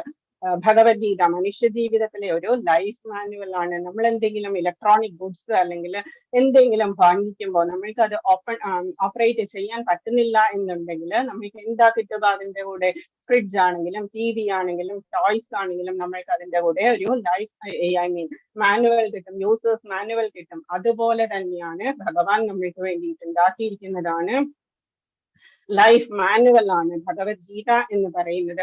അതിലെ ഓരോ ലെസൺസിലും എന്താ പറഞ്ഞിരിക്കുന്നത്? നമ്മൾ എങ്ങനെയാണ് ജീവിക്കേണ്ടത്, നമ്മൾ എങ്ങനെയാണ് ചിട്ടപ്പെടുത്തേണ്ടത് നമ്മളുടെ ജീവിതം. മാത്രമല്ല നമ്മുടെ ക്യാരക്ടർ ആണെങ്കിലും ഫുഡ് ആണെങ്കിലും തപസ്സാണെങ്കിലും ആരാധനയാണെങ്കിലും എന്തു തന്നെയാണെങ്കിലും ഓരോ ലെസണിലും നമ്മൾ അതാണ് പഠിക്കാൻ പോകുന്നത്. മുൻപിൽ നമ്മൾ എങ്ങനെയാണ് ജീവിക്കേണ്ടത് എന്നറിയുന്നതിന് വേണ്ടിയിട്ട് ഭഗവാൻ പറഞ്ഞിട്ടുള്ളതാണ്. 5000 വർഷങ്ങൾക്ക് മുൻപ് അർജുനന് വേണ്ടി ഉപദേശിച്ചതാണ് ഭഗവത്ഗീത എന്ന് പറയുന്നത്. ഓക്കെ, ഇത് എന്ത് പഠിക്കണം എന്നുണ്ടെങ്കിലും നമ്മളിപ്പോ കോളേജിൽ പഠിക്കുമ്പോഴും ഏത് കോഴ്സ് ചെയ്യുമ്പോഴും നമ്മൾക്ക് എന്താണ് വേണ്ടത്? ഡിറ്റർമിനേഷൻ ആണ് നമ്മൾക്ക് വേണ്ടത്. ഡിറ്റർമിനേഷൻ എന്ന് വെച്ചാൽ നമ്മൾക്ക് ഒരു ദൃഢനിശ്ചയം വേണം, നമ്മളിത് പഠിച്ചെടുക്കും എന്നുള്ളത്. അതിന് വേണ്ടിയിട്ടാണ് നമ്മളിപ്പോ ഏതെങ്കിലും ഒരു കോഴ്സ് ഏതെങ്കിലും ഒരു കോളേജിലൊക്കെ ചേർന്ന് പഠിക്കുമ്പോൾ നമ്മൾ എന്താ ചെയ്യുന്നത്? അത്രയും ടൈം നമ്മൾ അവിടെ സ്പെൻഡ് ചെയ്ത് ആ കോഴ്സ് തീർക്കും എന്നുള്ള ദൃഢനിശ്ചയത്തോടു കൂടിയാണ് നമ്മൾ ചേരുക. അതുപോലെ തന്നെയാണ് ഭഗവത്ഗീത എന്ന് പറയുന്നതും. 18 ദിവസത്തെ ഭഗവത്ഗീത പഠിക്കുക എന്ന് പറയുന്നത് നമ്മൾ ദൃഢനിശ്ചയത്തോടു കൂടി തന്നെ മുൻപോട്ട് പോകണം. അതിന് വേണ്ടിയിട്ടുള്ള ജസ്റ്റ് ഒരു കൊച്ചുകുട്ടികൾക്കൊക്കെ നമ്മൾ പറഞ്ഞു കൊടുക്കുന്ന സ്റ്റോറിയാണ്. ഗൂഗിളിൽ സെർച്ച് ചെയ്താൽ നിങ്ങൾക്ക് കിട്ടും. ഗരുഡന്റെ സ്റ്റോറിയാണ്. ഒരു കുഞ്ഞു സ്പാരോ ഉണ്ടായിരുന്നു. കുഞ്ഞു സ്പാരോ സമുദ്ര തീരത്ത് പോയിട്ട് മുട്ടയിട്ടപ്പോഴും അതിനൊരു വിശ്വാസം ഉണ്ടായിരുന്നു, അതിന്റെ മുട്ടകളൊന്നും സമുദ്രം എടുത്തുകൊണ്ട് പോവില്ല എന്നുള്ള ഒരു ദൃഢനിശ്ചയത്തോടുകൂടി. പക്ഷെ എന്താ സംഭവിച്ചത്? സമുദ്രത്തിലെ വെള്ളം വന്നിട്ട് തിരകൾ വന്നിട്ട് അത് എടുത്തുകൊണ്ട് പോയി. ഇത് കുഞ്ഞിക്കുരുവിക്ക് വളരെ ദേഷ്യം വന്നു, സങ്കടം വന്നു. ഞാൻ നിന്നെ വിശ്വസിച്ചിട്ടാണല്ലോ ഇവിടെ മുട്ടയിട്ടിരുന്നത് എന്ന് പറഞ്ഞിട്ട് ഞാൻ നിന്നെ ഇപ്പോ കുടിച്ചു വറ്റിക്കും എന്ന് പറഞ്ഞു. കുടിക്കാൻ തുടങ്ങി. കുടിക്കുമ്പോഴോ ചെറിയ ബീക്കല്ലേ അതിനുള്ളൂ, ചെറിയ ഇത്. അപ്പം ഗരുഡ ഭഗവാൻ ഈ പക്ഷിയോട് വളരെ ദയ തോന്നിയിട്ട് ഗരുഡ ഭഗവാൻ വന്നിട്ട് എന്താ ചെയ്തത്? ഗരുഡ ഭഗവാൻ പറഞ്ഞു വരുണദേവനോട് ഇതിന്റെ മുട്ടകൾ തിരിച്ചു കൊടുക്കുക, അല്ലെങ്കിൽ ഈ കുഞ്ഞിക്കുരുവിക്ക് വേണ്ടിയിട്ട് ഞാനായിരിക്കും ഇത് കുടിച്ചു വറ്റിക്കുക എന്ന് പറഞ്ഞു. ഭഗവാനോളം തന്നെ ഭഗവാനെ വഹിക്കുന്ന ഭഗവാന്റെ പക്ഷിരാജനായിട്ടുള്ള ഗരുഡ ഭഗവാൻ അത്രത്തോളം ശക്തിയുണ്ട്. അതുകൊണ്ട് തന്നെ വരുണ ഭഗവാൻ ഇതെല്ലാം ഈ എഗ്സ് എല്ലാം തിരിച്ചു കൊണ്ടുവന്ന് കൊടുത്തു. അതുപോലെ ദൃഢനിശ്ചയം കൊണ്ട് മാത്രമേ നമുക്ക് എന്തെങ്കിലും സാധിക്കുള്ളൂ എന്നുള്ളതിന് വേണ്ടിയിട്ട് ജസ്റ്റ് ഒരു എക്സാമ്പിൾ അനാലജി പറഞ്ഞതാണ്. ഇതില് പറഞ്ഞിരിക്കുന്നത് എന്താണ്? സൂര്യന്റെ താഴെ നമ്മൾ വെയിലത്ത് കൊണ്ട് വെച്ച് കഴിഞ്ഞാൽ ഇംപ്യൂരിറ്റീസ് എല്ലാം ഒരു ഗ്ലാസ്സിൽ അല്ലെങ്കിൽ ഒരു പാത്രത്തിൽ ഇംപ്യൂരിറ്റീസ് ഉള്ള വെള്ളം വെച്ച് കഴിഞ്ഞാൽ എന്താ സംഭവിക്കും? ഇംപ്യൂരിറ്റീസ് എല്ലാം പോയിട്ട് നമുക്ക് പ്യുവർ ആയിട്ടുള്ള വെള്ളം കിട്ടും. അതുപോലെ തന്നെയാണ് മനസ്സിലെ മാലിന്യങ്ങളെല്ലാം കളയാൻ വേണ്ടിയിട്ടുള്ള സൂര്യനെ പോലെയാണ് നമുക്ക് ഭഗവത്ഗീത എന്ന് പറയുന്നത്. അപ്പൊ നമ്മള് ജസ്റ്റ് ആദ്യത്തെ സ്റ്റെപ്പ് എന്താണ്? ഭഗവത്ഗീതയിൽ എത്ര അധ്യായങ്ങളുണ്ട്? 18 അധ്യായങ്ങളുണ്ട് ഭഗവത്ഗീതയിൽ. 18 ദിവസം കൊണ്ട് തീർക്കുന്നു എന്ന് പറയുമ്പോൾ തന്നെ നമുക്കറിയാം 18 അധ്യായങ്ങളാണ്. ഓരോ ദിവസം ഓരോ ലെസൺ വെച്ചിട്ട് നമ്മൾ പഠിക്കും. 700 ശ്ലോകങ്ങളാണ് ഈ ഭഗവത്ഗീതയിൽ ടോട്ടൽ ആയിട്ടുള്ളത്. 700 ശ്ലോകങ്ങളിൽ ഫസ്റ്റ് ശ്ലോകം പറഞ്ഞിരിക്കുന്നത് ധൃതരാഷ്ട്രനാണ്, ലാസ്റ്റ് ശ്ലോകം പറഞ്ഞിരിക്കുന്നത് സഞ്ജയനാണ്. ഓക്കെ, ഇത്രയും ബൈഹാർട്ടായോ? ഭഗവത്ഗീതയിൽ 18 അധ്യായങ്ങളുണ്ട്, 700 ശ്ലോകങ്ങളുണ്ട്. ആദ്യത്തെ 6 അധ്യായങ്ങൾ കർമ്മയോഗം എന്ന ടൈറ്റിലിൽ വരുന്നു. മധ്യത്തിലുള്ള 6 അധ്യായങ്ങൾ ഭക്തിയോഗം എന്ന ടൈറ്റിലിൽ വരുന്നു. അവസാനത്തെ 6 അധ്യായങ്ങൾ ജ്ഞാനയോഗം എന്ന ടൈറ്റിലാണ് വരുന്നത്. ഓക്കെ, ആദ്യത്തെ 6 അധ്യായങ്ങൾ കർമ്മയോഗം. അതില് കർമ്മത്തെ പറ്റിയാണ് കൂടുതലും നമ്മൾ കേൾക്കുക. അതിനുശേഷം മിഡിൽ വൺ എന്താണ്, മിഡിലായിട്ടുള്ള 6 അധ്യായങ്ങളിൽ ഭക്തിയാണ്. നമ്മൾ ഭഗവാനെ കുറിച്ച് കൂടുതൽ പഠിച്ച് ഭഗവാനോട് അടുക്കും. അവസാനത്തെ 6 അധ്യായങ്ങൾ ജ്ഞാനയോഗം, അറിവിന് വേണ്ടിയിട്ടുള്ളത്. അറിവ് കൊണ്ട് യോഗം എന്ന് പറയുന്നത് കണക്ഷൻ ടു ഗോഡ് അല്ലെങ്കിൽ ലിങ്ക് ടു ഗോഡ് എന്നുള്ളതാണ്. കർമ്മം കൊണ്ട് എങ്ങനെ ഭഗവാനിലേക്ക് അടുക്കാം എന്നുള്ളതാണ് കർമ്മയോഗത്തിൽ നമ്മൾ പഠിക്കുക. ഭക്തി കൊണ്ട് എങ്ങനെ ഭഗവാനിലേക്ക് അടുക്കാം എന്നുള്ളതിന്റെ ലിങ്ക് ആണ്, കണക്ഷൻ എങ്ങനെയാ വരിക എന്നുള്ളതാണ് ഭക്തിയോഗം. Last lessons ജ്ഞാനയോഗം. അത് നമ്മളുടെ ക്യാരക്ടർ ഫോർമേഷൻ ആണ്. ഫുള്ളോടുകൂടി നമ്മൾക്ക് തന്നെ ട്രാൻസ്ഫോം ചെയ്യാൻ സാധിക്കുന്നതാണ് ലാസ്റ്റ് 6 ലെസൺസ്. നമ്മൾ എന്തും ഏറ്റവും നന്നായിട്ട് സൂക്ഷിച്ചു വയ്ക്കുക എന്താണ്, സ്വർണ്ണാഭരണങ്ങളോ എല്ലാം നമ്മൾ വളരെ ഏതെങ്കിലും ഒരു ഇതിനുള്ളിൽ സൂക്ഷിച്ചു വെക്കുന്നത് പോലെ തന്നെയാണ് ഭഗവാൻ ഭക്തിയോഗം എന്ന് പറയുന്ന വളരെ ടേസ്റ്റി ആയിട്ടുള്ള പാർട്ട് നടുവിൽ സൂക്ഷിച്ചിരിക്കുന്നത്.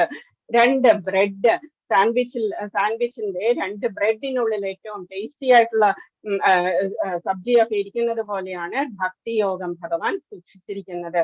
അത്രയും ടേസ്റ്റിയാണ്, അത്രയും ഇമ്പോർട്ടന്റ് ആണ് ഭക്തിയോഗം എന്ന് പറയുന്നത്.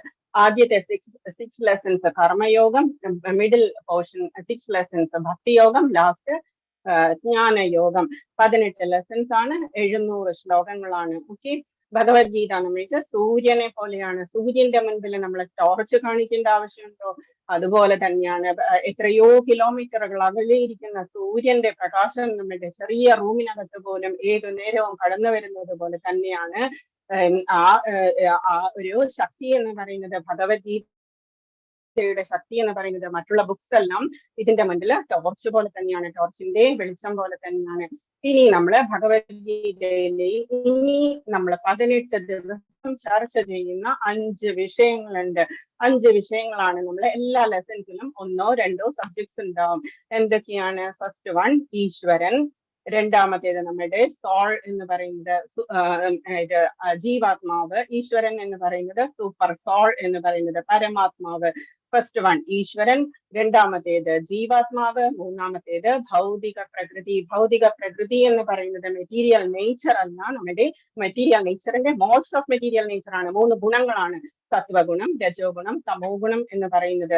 നാലാമത്തേത് കാലം എന്ന് പറയുന്നത് ഞാൻ തന്നെയാണ് കാലം എന്ന് ഭഗവാൻ പറയുന്നു. പിന്നെ 5ാമത്തേത് കർമ്മം എന്ന് പറയുന്നത്. ഓക്കെ, ബൈ ഹാർട്ടായോ? ഫസ്റ്റ് വൺ ഈശ്വരൻ, രണ്ടാമത്തേത് നമ്മുടെ ആത്മാവ് ജീവാത്മാവ്, മൂന്നാമത്തേത് ഭൗതിക പ്രകൃതി, കാലം, കർമ്മം. ഓക്കെ, ഭഗവത്ഗീതയില് ചർച്ച ചെയ്യപ്പെടുന്ന 5 അടിസ്ഥാന തത്വങ്ങളാണ് നമ്മളിപ്പോ പറഞ്ഞത്. ഈശ്വരൻ, ജീവാത്മാവ്, ഭൗതിക പ്രകൃതി, കർമ്മം, കാലം എന്ന് പറയുന്നത്. ഇനി നമ്മൾ ആദ്യത്തെ ലെസണിലേക്ക് നമ്മൾ കടക്കുകയാണ്. അർജുന വിഷാദ യോഗം. ജസ്റ്റ് ഇൻട്രൊഡക്ഷൻ ആണ് ഇത്രയും ഞാൻ ചെയ്തത്. അർജുന വിഷാദ യോഗം. ജസ്റ്റ് അതിനു മുൻപ് എന്താണ് ഭഗവത്ഗീത പറയാനുണ്ടായ സാഹചര്യം അറിയാമായിരിക്കും എല്ലാവർക്കും. എന്നാലും ജസ്റ്റ് ഒരു ഫാസ്റ്റ് നിങ്ങൾക്ക് ഒരു ഇൻട്രൊഡക്ഷൻ കൊടുത്തിട്ട് മുൻപോട്ട് പോകാം. ധൃതരാഷ്ട്രരുടെ പാണ്ഡുപുത്രന്മാർക്ക്, പാണ്ഡുവായിരുന്നു രാജാവ്. പക്ഷേ പാണ്ഡുവിനെ വനവാസത്തിലേക്ക് അയച്ചതിന് ശേഷം ധൃതരാഷ്ട്രനാണ് രാജ്യം ഭരിച്ചു പോന്നിരുന്നത്. കൗരവർക്ക് എന്ന് വെച്ചാൽ ധൃതരാഷ്ട്രരുടെ 100 പുത്രന്മാർക്കാണ് രാജ്യാധികാരം എന്ന് പറഞ്ഞ് അവസാനം പാണ്ഡുപുത്രന്മാർ തിരിച്ചു വന്നപ്പോഴേക്കും, പാണ്ഡുവിന്റെ മരണശേഷം തിരിച്ചു വന്നപ്പോഴും അവർക്ക് കുറച്ചു പോലും പ്രോപ്പർട്ടി ഒന്നും കൊടുക്കാതെ സൂചി കുത്താൻ ഇടം പോലും കൊടുക്കില്ല എന്ന് പറഞ്ഞു. കൃഷ്ണൻ ദൂതമായിട്ട് പോയി. എന്നിട്ട് കൂടി ധൃതരാഷ്ട്രനും പുത്രന്മാരും എന്താ പറഞ്ഞത്? ഒരു സൂചി കുത്താനുള്ള ഇടം പോലും ഞാൻ കൊടുക്കില്ല എന്നാണ് പറഞ്ഞത്. അതുകൊണ്ട് അവർക്ക് യുദ്ധം ചെയ്യാതെ പറ്റില്ല എന്നായി. അവർക്ക് ക്ഷത്രിയർക്ക് അവരുടെ പ്രോപ്പർട്ടീസ് തിരിച്ചു കിട്ടണം എന്നുണ്ടെങ്കിൽ യുദ്ധം തന്നെ ചെയ്യണം. അതിനു വേണ്ടിയിട്ടാണ് ജസ്റ്റ് ഭഗവാൻ എന്താ ചെയ്തത്? എല്ലാവരെയും അവസാനിപ്പിക്കുന്നതിന് വേണ്ടിയിട്ടും അധർമ്മത്തെ എല്ലാം നശിപ്പിക്കുന്നതിന് വേണ്ടിയിട്ടും ധർമ്മത്തെ പുനഃസ്ഥാപിക്കുന്നതിന് വേണ്ടിയിട്ടുമായിട്ട് ഭഗവാൻ ഇതിനൊരു പ്ലാറ്റ്ഫോം സൃഷ്ടിച്ചതായിരുന്നു. അവസാനം അർജുനൻ എന്താ ചെയ്തത്? രണ്ട് സേനയുടെയും നടുവിൽ കൊണ്ടുപോയി രഥം കൊണ്ടുപോയി നിർത്തൂ എന്ന് പറഞ്ഞ് കൃഷ്ണനോട് പറഞ്ഞു. കൃഷ്ണനാണ് അർജുനന്റെ സാരഥിയായിട്ട് വന്നത്. എന്നിട്ട് കൃഷ്ണൻ രഥം കൊണ്ടുപോയി നടുവിൽ കൊണ്ടുപോയി നിർത്തുന്നു. അവരവരുടേതായിട്ടുള്ള ഗുരുക്കന്മാരെയും ബാക്കിയുള്ള റിലേറ്റീവ്സിനെയും എല്ലാവരെയും കണ്ടതിന് ശേഷം അർജുനൻ എന്താ സംഭവിക്കുന്നത്? അർജുനന് കമ്പാഷൻ വരുന്നു, ദയ എന്ന് പറഞ്ഞ ഫീലിംഗ് വരുന്നു. ദയ വന്നപ്പോഴേക്കും അർജുനൻ പറയുന്നു, ഞാൻ ഇവരെ ആരെയും കൊല്ലുന്നില്ല എന്ന് പറഞ്ഞിട്ട് താഴേക്കിരിക്കുന്നു. ഗാന്ഡീവമെല്ലാം താഴെ വെച്ചിട്ട് അർജുനൻ കൃഷ്ണനോട് പറയുന്നു, എനിക്ക് യുദ്ധം ചെയ്യാൻ വയ്യ കൃഷ്ണ, എന്നെ കൊണ്ട് പറ്റില്ല എന്ന് പറയുന്നു. ആ സമയത്ത് എന്തുകൊണ്ടാണ് കൃഷ്ണന്റെ ഈ ഭഗവത്ഗീത പറയാനായിട്ട് ഒരു പ്ലാറ്റ്ഫോം സൃഷ്ടിച്ചതായിരുന്നു, മായ സൃഷ്ടിച്ചതായിരുന്നു അർജുനന്റെ മനസ്സില്. എന്നിട്ട് കൃഷ്ണൻ ആദ്യം തൊട്ട് ഓരോരോ കാര്യങ്ങള് അർജുനൻ പറഞ്ഞതെല്ലാം ഖണ്ഡിച്ചുകൊണ്ട് ഓരോന്നോരോന്നായിട്ട് പറഞ്ഞു കൊടുക്കുന്നതാണ്. ഹരേ കൃഷ്ണ. അതിനു മുൻപ് നമ്മൾക്ക് ഗീത മഹാത്മ്യം എന്തുകൊണ്ടാണ് നമ്മൾ ഗീത പഠിക്കേണ്ടത് എന്നുള്ളത് നോക്കിയിട്ട് നമുക്ക് മുൻപോട്ട് പോകാം. ആരാണ് ഗീത മഹാത്മ്യം എഴുതിയത്? ആദി ശങ്കരാചാര്യരാണ് ഗീത മഹാത്മ്യം പറഞ്ഞിട്ടുള്ളത്. 7 ശ്ലോകങ്ങളാണ് ഗീത മഹാത്മ്യത്തിലുള്ളത്. ആദി ശങ്കരാചാര്യരാണ് ഗീത മഹാത്മ്യം എഴുതിയിരിക്കുന്നത്. ഓക്കെ. ഗീതാശാസ്ത്രമിതം പുണ്യം യത്പഠേത് പ്രൈതപുമാൻ വിഷ്ണോപദമവാപ്നോതി ഭയശോകാദിവർജിതഃ. എന്തുകൊണ്ടാണ്? ഫസ്റ്റ് ശ്ലോകത്തിൽ തന്നെ പറയുന്നു, ഗീതാശാസ്ത്രമാണ് ഗീത എന്ന് പറയുന്നത്. ഗീതാശാസ്ത്രമിതം പുണ്യം, എത്രത്തോളം പുണ്യമാണ് ഗീത എന്ന് പറയുന്ന ശാസ്ത്രം. യത്പഠേത് പ്രൈതപുമാൻ, ആരാണോ ഇത് പഠിക്കുന്നത്, വിഷ്ണോപദമവാപ്നോതി, വിഷ്ണുവിന്റെ പദം പ്രാപിച്ചിരിക്കും. ഭയശോകാദിവർജിത, ഭയവും ശോകവും എല്ലാം മാറി വിഷ്ണുവിന്റെ പദപ്രാപ്തിയാണ് ഇതിന് ഫലം എന്ന് പറയുന്നത്. ഗീത മഹിമാമൃതത്തിന്റെ ഫസ്റ്റ് ശ്ലോകത്തിൽ എന്താ പറഞ്ഞിരിക്കുന്നത്? ഭഗവത്ഗീത ഒരു അതീന്ദ്രിയ സാഹിത്യമാണ്. എല്ലാ ദുരിതങ്ങളിൽ നിന്നും ദുഃഖങ്ങളിൽ നിന്നും ഉത്കണ്ഠകളിൽ നിന്നും നമ്മള് മുക്തരാകും. ഭയശോകാദി വർജിത. ഓക്കെ. ധർമ്മശാസ്ത്രങ്ങളെ സംശയദൃഷ്ടിയ വീക്ഷിക്കുന്ന അജ്ഞരും അവിശ്വാസികളുമായവർക്ക് ഈശ്വരാവബോധം ലഭിക്കുന്നില്ല. കൃഷ്ണ കോൺഷ്യസ്നസ് എന്നുള്ളത്, കൃഷ്ണനെ കുറിച്ചുള്ള അവബോധം എന്ന് പറയുന്നതാണ് നമ്മളിനി 18 ദിവസം നമ്മൾ പ്രാക്ടീസ് ചെയ്യാൻ പോകുന്നത്. ഗീതാ മഹാത്മ്യത്തിന്റെ സെക്കൻഡ് ശ്ലോകം, ഗീതാധ്യയനശീലസ്യ, ഗീത അധ്യയനശീലസ്യ, അതൊരു വായിക്കുന്നത് ഒരു ശീലമാക്കി എടുക്കുക. പ്രാണായാമത്തോടുകൂടി പഠിക്കുന്നത് അവർക്ക് എന്താണ് സംഭവിക്കുക? നൈവ സന്ധിഹി പാപാനി പൂർവജന്മ കൃതാനിച്ച്, അവർക്ക് പാപം എന്നുള്ളത് ഉണ്ടാവുകയുമില്ല. പൂർവജന്മ കൃതാനിച്ച്, പൂർവജന്മങ്ങളിൽ ഉണ്ടാക്കിയിരിക്കുന്ന പാപങ്ങളെല്ലാം ഈ പഞ്ഞിമലയിൽ തീപ്പൊരി വീണത് പോലെ തന്നെ തീർന്നു പോവുകയും ചെയ്യും. രണ്ടാമത്തെ ശ്ലോകം എന്താ പറയുന്നത്?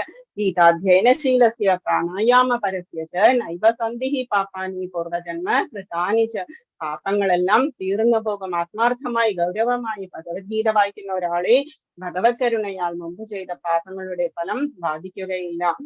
അതുകൊണ്ട് തന്നെ അത് അധ്യയനശീലമാണ് ചെയ്യേണ്ടത്. എന്നും വായിച്ച് ശീലിക്കുക. മലനിർമോചനം പുംസാം ജലസ്നാനം ദിനേ ദിനേ സകൃദ്ഗീതാമൃത സ്നാനം സംസാരമലനാശനം.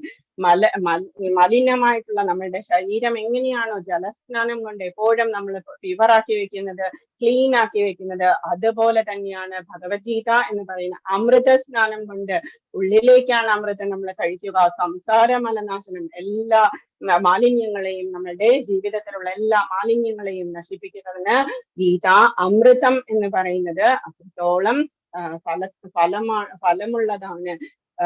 നിത്യവും ജലത്തിൽ സ്നാനം ചെയ്ത് ദേഹശുദ്ധി വരുത്താം. എന്നാൽ ഭഗവത്ഗീതയാകുന്ന ഗംഗാജലത്തിൽ ഒരിക്കലെങ്കിലും സ്നാനം ചെയ്യുന്ന വ്യക്തിയുടെ ഭൗതിക ജീവിതത്തിലെ എല്ലാ മാലിന്യങ്ങളും നശിച്ചു പോകുന്നു.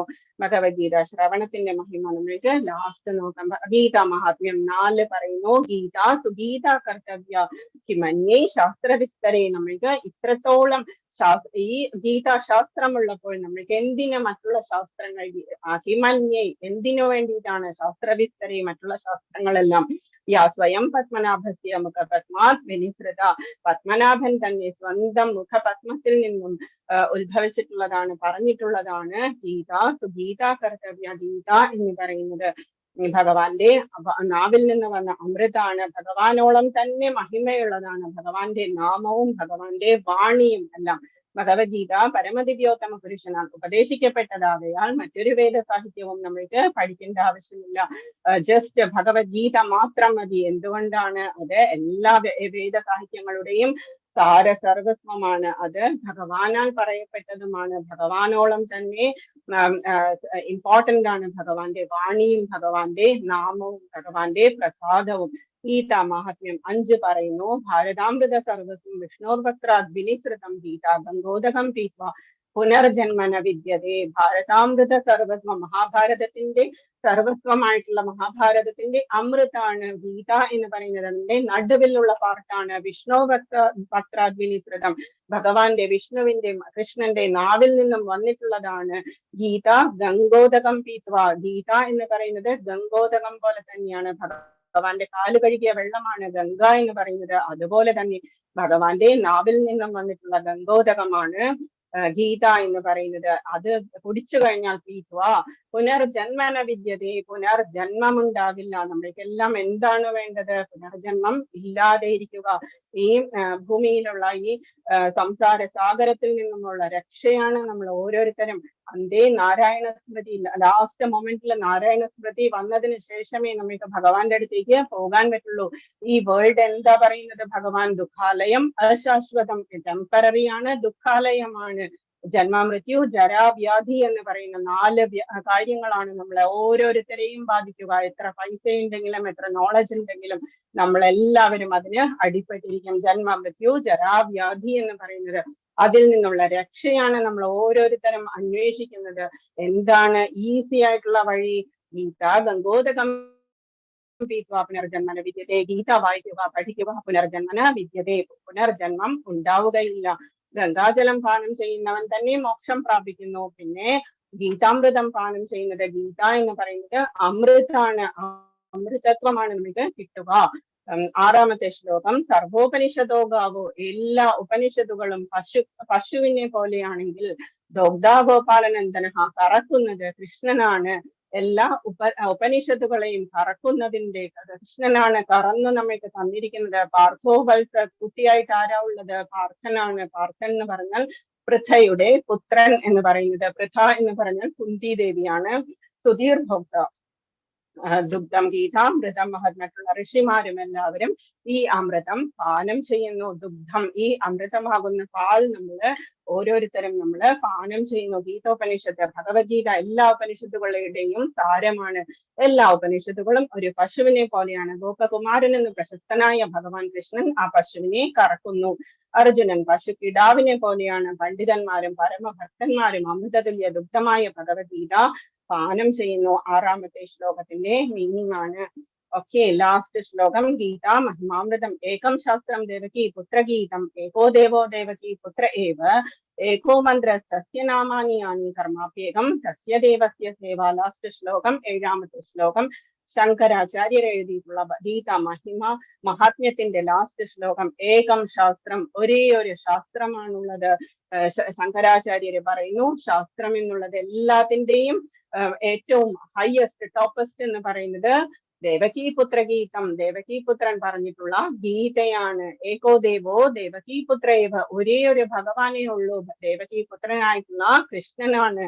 ഏകോ മന്ത്ര തസ്യ നാമാനിയാനി, ഒരേ ഒരു മന്ത്രമേ ഉള്ളൂ ഭഗവാന്റെ നാമം. ഹരേ കൃഷ്ണ മഹാമന്ത്രം എന്ന് പറയുന്നത്. കർമ്മമാണെങ്കിലോ കർമാപ്യേകം സത്യദേവസ്യ സേവ, ഭഗവാന്റെ സേവയാണ് ഒരേ ഒരു കർമ്മം. നമ്മൾ ചെയ്യേണ്ട ഡേ ടു ഡേ ഡ്യൂട്ടീസിൽ എല്ലാത്തിനും ഉയരത്തിലിരിക്കുന്ന കർമ്മം എന്താണ്? എല്ലാവരും ഡ്യൂട്ടി ചെയ്തുകൊണ്ടായിരിക്കുന്നത് എല്ലാവരും. അതുപോലെ തന്നെ അതിന്റെ എല്ലാം ഏറ്റവും മുകളിലുള്ള ഡ്യൂട്ടി എന്താണ്? ഭഗവാന്റെ സർവീസ് ആണ്, ഭഗവാന്റെ സേവയാണ്. അതിനു വേണ്ടിയിട്ടാണ് നമ്മൾക്ക് ശരീരം തന്നിരിക്കുന്നത്. ഭഗവാൻ എന്തിനു വേണ്ടിയിട്ടാണ്? ഭഗവാനെ സേവിക്കുന്നതിന് വേണ്ടിയിട്ട്. മറ്റുള്ളതെല്ലാം ഭഗവാനെ സേവിക്കുന്നതിന് വേണ്ടിയിട്ടാണ് നമ്മൾക്ക് തന്നിരിക്കുന്നത്. ഫാമിലി ആണെങ്കിലും നമ്മളുടെ സിറ്റുവേഷൻസ് ആണെങ്കിലും കരിയർ ആണെങ്കിലും നമ്മളുടെ ഇന്റലിജൻസ് ആണെങ്കിലും നമ്മളുടെ മണി അല്ലെങ്കിൽ എന്ത് ബാക്ക്ഗ്രൗണ്ട് ആണെങ്കിലും നമ്മൾക്ക് തന്നിരിക്കുന്നത് എന്തിനാണ്? നമ്മളുടെ കഴിഞ്ഞ ജന്മങ്ങളിലെ കർമ്മമെല്ലാം നോക്കിയിട്ട് തന്നെയാണ് ഭഗവാൻ നമ്മൾക്ക് തന്നിരിക്കുന്നത്. അതെല്ലാം ഭഗവാന്റെ സർവീസിന് വേണ്ടിയിട്ടാണ്. ഓക്കെ, ഏകം ശാസ്ത്രം ദേവകീ പുത്രഗീതം ഏകോ ദേവോ ദേവകീ പുത്ര ഏവ ഏകോ മന്ത്ര തസ്യ നാമാനി യാനി കർമാപ്യേകം തസ്യ ദേവസ്യ സേവ. ഓക്കെ, ഗീതാ മഹാത്മ്യം 7 ശ്ലോകങ്ങൾ നമ്മൾ പഠിച്ചു, മനസ്സിലായി എന്ന് വിചാരിക്കുന്നു. ഇനി നമ്മള് ഭഗവത്ഗീത ഫസ്റ്റ് ലെസണിലേക്ക് ഫസ്റ്റ് ശ്ലോകം ബൈഹാർട്ട് ചെയ്യേണ്ട ശ്ലോകമാണ്. എന്തുകൊണ്ടാണ് ബൈഹാർട്ട് ചെയ്യേണ്ടത് എന്ന് വെച്ചാല് അതാണ് ഫസ്റ്റ് ശ്ലോകം, അതാണ് അതിന്റെ ഇമ്പോർട്ടൻസ്. ഓക്കെ, ധൃതരാഷ്ട്ര ഉവാച, ധൃതരാഷ്ട്രനാണ് പറഞ്ഞിരിക്കുന്നത്. ഉവാച്ച് എന്ന് പറഞ്ഞാൽ പറയുന്നു. ധൃതരാഷ്ട്ര ഉവാച്ച് ധർമ്മക്ഷേത്രേ കുരുക്ഷേത്രേ സമവേത യുയുത്സവഃ മാമക പാണ്ഡവശ്ചൈവ കിമകുർവത സഞ്ജയ. ധർമ്മക്ഷേത്രമായിട്ടുള്ള കുരുക്ഷേത്ര ഭൂമിയിലാണ് മഹാഭാരത യുദ്ധം നടന്നിരിക്കുന്നത്. കുരുക്ഷേത്ര ഭൂമി എന്തുകൊണ്ടാണ് ധർമ്മക്ഷേത്രം എന്ന് പറയുന്നത്? അവിടെ ധാരാളം ധർമ്മ കാര്യങ്ങളെല്ലാം, പൂജാതി കാര്യങ്ങളും ഭവനങ്ങളും എല്ലാം ധാരാളം ചെയ്തിട്ടുണ്ട് പരശുരാമൻ. അവിടെ 5 നദികൾ സൃഷ്ടിച്ചിട്ടുണ്ട്. ക്ഷത്രിയരെ എല്ലാം കൊന്നതിന് ശേഷം അവരുടെ രക്തമെടുത്തിട്ട് അവിടെ 5 നദികൾ, അതും പുണ്യ നദികളായിട്ടാണ്, പുണ്യ ജലാശയങ്ങളാണ് അവിടെ ഉണ്ടാക്കിയിരിക്കുന്നത്. ധാരാളം എന്ത് ധർമ്മകാര്യങ്ങളും ആ സമയത്ത് നടന്നിരുന്നത് കുരുക്ഷേത്രത്തിലായിരുന്നു. സമവേത യുയുത്സവ, യുദ്ധം ചെയ്യാൻ വേണ്ടിയിട്ട് കൂടിയിരിക്കുന്ന എന്റെ മാമക, എന്റെ കുട്ടികളും പാണ്ഡവിന്റെ കുട്ടികളും അപ്പോൾ തന്നെ സെപ്പറേറ്റ് ചെയ്യുകയാണ് ധൃതരാഷ്ട്രയുടെ ആ ഒരു ക്രിക്കറ്റ് മൈൻഡ് നമുക്ക് മനസ്സിലാവുന്നുണ്ട് ഫസ്റ്റ് ശ്ലോകത്തിലൂടെ തന്നെ. ഹിമകുർവത സഞ്ജയ, എന്താണ് ചെയ്യുന്നത് സഞ്ജയ? ഇതെന്തിനാണ് സഞ്ജയനോട് ചോദിക്കുന്നത്? സഞ്ജയൻ ധൃതരാഷ്ട്രയുടെ മന്ത്രിയാണ്.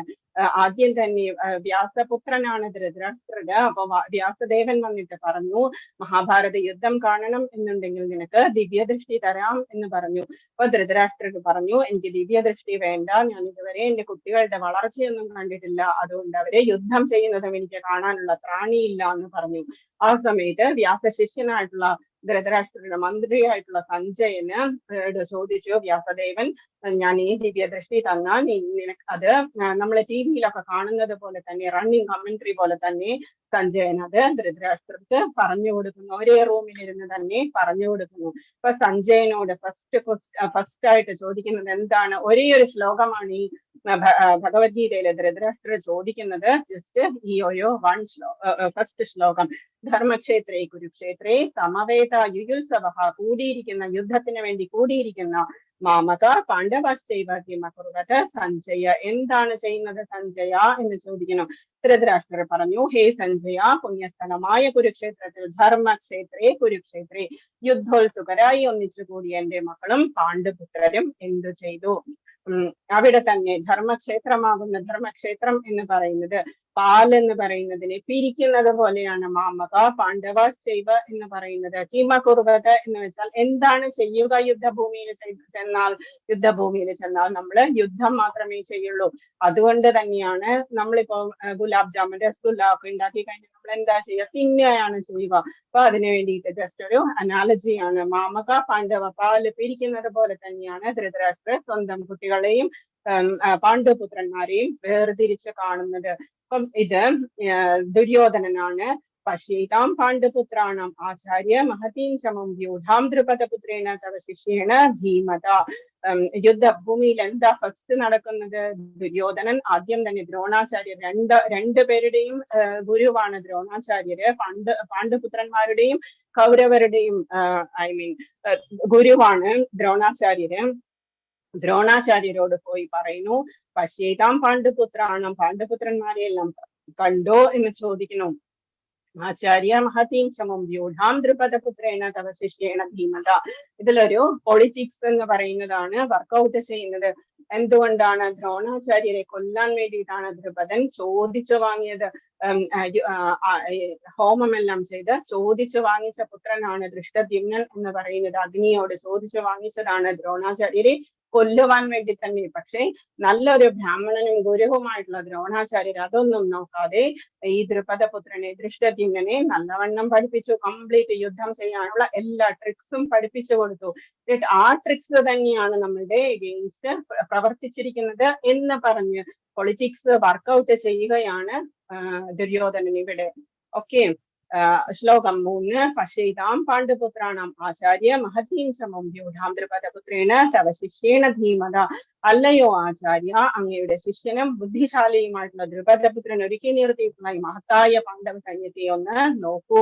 സഞ്ജയൻ ഇത് പറഞ്ഞു കൊടുക്കുകയാണ്. ദുര്യോധനൻ ഫസ്റ്റ് കാഴ്ചയിൽ തന്നെ പേടിച്ചു കഴിഞ്ഞു. അയാൾക്ക് പേടിയാണ് ഉണ്ടായത്. ഇനി നെക്സ്റ്റ് എല്ലാ ശ്ലോകങ്ങളൊന്നും നമ്മൾ നോക്കില്ല, ഇമ്പോർട്ടന്റ് ആയിട്ടുള്ളത് മാത്രമേ നമ്മൾ നോക്കുന്നുള്ളൂ. 1 hour കൊണ്ട് നമ്മൾ, അല്ലെങ്കിൽ നമുക്ക് ഈ ലെസൺ ഫിനിഷ് ചെയ്യാൻ പറ്റില്ല. 47 ശ്ലോകങ്ങളുള്ള ഫസ്റ്റ് ലെസൺ. ഓക്കെ, ഇനി നമ്മള് നെക്സ്റ്റ് സ്റ്റെപ്പ് എന്താണ്? പാഞ്ചജന്യം ഋഷികേശോ 15th ശ്ലോകത്തിൽ പറയുന്നു. പാഞ്ചജന്യം ഋഷികേശോ, ആരാണ് പാഞ്ചജന്യം ശംഖൂതിയത്? ഋഷികേശൻ എന്ന് പറഞ്ഞാൽ നമ്മളുടെ എല്ലാം ഇന്ദ്രിയങ്ങളുടെയും നാഥനായിട്ടുള്ള കൃഷ്ണനാണ്. ഋഷികേശൻ എന്ന് പറഞ്ഞാൽ ഋഷീകങ്ങളുടെ നാഥൻ, ഇന്ദ്രിയങ്ങളുടെ കൺട്രോളർ ആണ്, നമ്മുടെ കൺട്രോളർ ഓഫ് ദ സെൻസസ് ആണ് ഋഷികേശൻ എന്ന് പറയുന്നത്. ദേവദത്തം ധനഞ്ജയ, ധനഞ്ജയൻ എന്ന് പറഞ്ഞാൽ വെൽത്ത്, സമ്പത്തിനെ ജയിച്ചവൻ എന്ന്. രാജസൂയ യജ്ഞത്തിന് വേണ്ടിയിട്ട് യുധിഷ്ഠിരന് വേണ്ടിയിട്ട് ധാരാളം സമ്പത്ത് ജയിച്ചു കൊണ്ടുവന്നവനാണ്. ധാരാളം ശത്രുക്കളെ ജയിച്ച് സമ്പത്ത് കൊണ്ടുവന്നത് കൊണ്ട് കിട്ടിയ പേരാണ് ധനഞ്ജയൻ എന്നുള്ളത്. ധനഞ്ജയൻ അർജുനനാണ്. പൗണ്ട്രം ദദ്മു മഹാശംഖം ഭീമകർമ്മ വൃക്കോദരഹ. പൗണ്ട്രം എന്നുള്ള ശംഖാണ് ഭീമൻ ഊതിയത്. ഭീമൻ എന്താണ് ഹെർക്കൂലിയൻ ടാസ്ക് ചെയ്യുന്നത്? ഭീമകർമ്മ എന്ന് പറഞ്ഞാൽ ഹെർക്കൂലിയൻ ടാസ്ക്, വളരെയധികം ബുദ്ധിമുട്ടുള്ള ജോലികളെല്ലാം ചെയ്യുന്ന, അതുകൊണ്ട് തന്നെ ധാരാളം ഭക്ഷിക്കുന്ന, വൃക്കോദരഹ ധാരാളം ഭക്ഷിക്കുന്ന എന്ന് പറഞ്ഞിരിക്കുന്നു. കൃഷ്ണ ഭഗവാൻ പാഞ്ചജന്യം എന്ന ശംഖ ഊതി അർജുനൻ ദേവദത്തവും ദുഷ്കരകർമ്മങ്ങളിൽ മുൻനിൽക്കുന്നവനും ഭോജനപ്രിയനുമായ ഭീമൻ പൗണ്ട്രം എന്ന ശംഖവും മുഴക്കി. ഓക്കെ, ഇത് പോസിറ്റീവ് ആയിട്ടുള്ള സൈൻ ആണ് ഈ ശംഖൂതിയിരിക്കുന്നത്. എന്തുകൊണ്ടാണ്? ഇതെല്ലാം ദിവ്യമായ ശംഖുകളാണ്. ദിവ്യമായ ശംഖൂതിനടുത്ത് വിജയം മാത്രമേ ഉണ്ടാവുള്ളൂ. അപ്പൊ ജസ്റ്റ് മനസ്സിലാക്കുക, പാഞ്ചജന്യം ഋഷികേശൻ എന്ന് പറഞ്ഞാൽ ഇന്ദ്രിയങ്ങളുടെ നാഥനാണ്, controller of the senses, master of the senses ആണ്. ദേവദത്തം ധനഞ്ജയ, ധനഞ്ജയൻ ഊതിയത് ദേവദത്തം. പൗണ്ട്രം എന്നുള്ളത് ഭീമനൂതിയ ശംഖാണ്. ഓക്കെ, ഇനി നെക്സ്റ്റ് ബാക്കിയുള്ളവരുടെ. അനന്ത വിജയം രാജ കുന്തിപുത്ര യുധിഷ്ഠിര, യുധിഷ്ഠിരൻ ഏതാ ഊതിയത്? അനന്ത വിജയം എന്ന് പറഞ്ഞതാണ് ഊതിയിരിക്കുന്നത്. നകുല സഹദേവശ, നകുലനും സഹദേവനും. സുഘോഷ മണിപുഷ്പകവും, സുഘോഷം എന്നുള്ളത് നകുലനൂതി, സഹദേവൻ ഊതിയത് മണിപുഷ്പകം എന്ന് പറഞ്ഞത് ശംഖാണ്. ബാക്കിയുള്ളവരും കാശ്യശ്ച പരമേശ്വര ശിഖണ്ഡീജ മഹാരഥ ദൃഷ്ടദ്യുമ്നോ വിരാടശ്ച സാത്വികിശ്ച പരാജിത. ആരും പരാജയപ്പെടുത്താൻ ഇല്ലാത്ത സാത്വികിയും കാശി രാജാവും ശിഖണ്ഡിയും ദൃഷ്ടദ്യുമ്നനുമെല്ലാം വിരാട രാജാവുമെല്ലാം അവരവരുടെ ശംഖൂതി. ദ്രുപദോ ദ്രൗപദേയാശ്ച സർവശ പൃഥിവീപതി. ദ്രൗപദിയുടെ പുത്രന്മാരും സുഭദ്രയുടെ പുത്രനും എല്ലാം അവരവരുടെ ശംഖൂതി. ശംഖാന്തദ്മു പൃഥക് പൃഥക്, എല്ലായിടത്തും ആ ശംഖിന്റെ ഒലികളുണ്ടായി, സൗണ്ട് ഉണ്ടായി. കുന്തിപുത്രനായ യുധിഷ്ഠിരൻ അനന്ത വിജയം എന്ന ശംഖൂതി. നകുല സഹദേവന്മാർ സുഘോഷമണി പുഷ്പകങ്ങളും. വില്ലാളി വീരനായ കാശിരാജാവും മഹാരഥനായ ശിഖണ്ഡിയും. ദൃഷ്ടദ്യുമ്നൻ വിരാടൻ, തോൽവി പണിയാത്ത സാത്വികി. ദ്രുപദൻ, ദ്രൗപദി പുത്രന്മാർ, മഹാബാഹുവായുള്ള സുഭദ്രാപുത്രൻ എന്നിവരും ശംഖനാദം മുഴക്കി. ഇത്രയും മനസ്സിലായോ? മനസ്സിലാവുന്നുണ്ടോ? 1.19 പറയുന്നു. സഘോഷോ ധാർത്തരാഷ്ട്രാണാം ഹൃദയാനി വ്യധാരയത് നഭശ്ച പൃഥിവീം ചൈവ തുമുലോ ജനുനാദയൻ. വിവിധ ശംഖങ്ങളിൽ നിന്നുയർന്ന ഈ നാദഘോഷം എല്ലാവരും ഒന്നിച്ചാണ്. നമ്മളെ എക്സാമിനൊക്കെ പോകുമ്പോൾ ഫസ്റ്റ് ബെൽ, സെക്കൻഡ് ബെൽ, അതുപോലെ തന്നെയാണ് ഫസ്റ്റ് ബെല്ലായിട്ട് ഇവരെല്ലാവരും ശംഖൂതിയത്. ഫസ്റ്റ് തന്നെ ദിവ്യമായിട്ടുള്ള ശംഖുകൾ ഊതിയത് കൊണ്ട് തന്നെ നമ്മൾക്ക് മനസ്സിലാകും ഫസ്റ്റ് തന്നെ വിജയമാണ് പാണ്ഡുപുത്രന്മാർക്ക് ലഭിക്കുക എന്നുള്ളത്. ഓൾറെഡി നമുക്കറിയാം, ഭഗവാനായിട്ടുള്ള കൃഷ്ണൻ അവരുടെ കൂടിയാ ഉള്ളത്, ധർമ്മം അവരുടെ കൂടിയാണുള്ളത്. അതുകൊണ്ട് തന്നെ ഇപ്പം ധൃതരാഷ്ട്ര പുത്രന്മാരുടെ ഹൃദയം പിളർക്കുകയായി. അതേസമയം ബാക്കിയുള്ളവരും കൗരവരുടെ സൈഡിലുള്ള എല്ലാവരും ശംഖൂതിയതിനു ശേഷവും പാണ്ഡുപുത്രന്മാർക്ക് യാതൊന്നും ഇതുപോലെയുള്ള ഹൃദയം പിളറൽ അതുപോലെയുള്ള സംഭവങ്ങളൊന്നും ഉണ്ടായില്ല. ഓക്കെ, അർജുനവാച്ച്. ഇനി അർജുനൻ പറയുന്നു 1.21 സേനയോരുഭയോർ മധ്യേ, രണ്ട് സേനകളുടെയും ഉഭയോർ, രണ്ട് സേനകളുടെയും മധ്യേ രഥം സ്ഥാപയമേച്യുത. അച്യുത, രഥം കൊണ്ടുപോയി നിർത്തു. അച്യുതൻ എന്ന് പറഞ്ഞാൽ ച്യുതി പറ്റാത്തവൻ. ച്യുതി എന്ന് പറഞ്ഞാൽ വീഴ്ച പറ്റാത്തവൻ എന്നുള്ളതാണ് അച്യുത എന്ന് വിളിക്കുന്നത്.